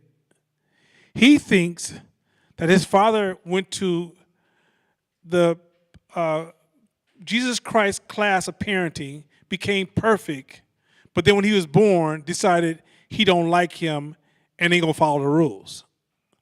He can't process that an imperfect person put him on this earth. So when he looks at his father, he has expectations of him that his father was never made to uphold. So his frustration and anger with his father is not with his father, it's with his own belief system. So if your belief system is so altered around what people are supposed to do, should do, become, how they're supposed to show up, most of our anger is tied to that. When you start recognizing a person that walked in your room shouldn't do shit besides eat, sleep, and shit and die, then at that point, the class begins as soon as they open their mouth. And then when you lower your expectations and you learn to accept what's in front of you, you find it's harder for people to hurt you. You put your hands on my daughter, I promise you, I'm going straight Marine on you. It's a different conversation. But I could take so much more because I expect less from people. I expect them to be human beings because I'm hella flawed. And every other human being I ever met is hella flawed. But yet we keep looking for Jesus in people when everybody's flawed. And so the more you see the natural flawedness of everything around you, nothing surprises you no more. And then once you understand the causation, nothing surprises you no more. But when you get to this point where you start projecting on everybody you run across, oh, I love you. You're fabulous. You know, Corey, you're everything to me. That's why I love you so much. What do you mean? What the fuck are you saying? You don't even know him. Cut it out. You're projecting. Now, if you're using that for sales, cool. If you're using that as a way of just being cordial and building a relationship, that's cool. The problem with some of you guys believe it. So then the next time you see Court smoking a joint with a harem of women rubbing on his face, you be like, oh, this dude, I thought he was all that. He never said that. You did. You're upset with him because of what you wanted him to be. You didn't see who he was.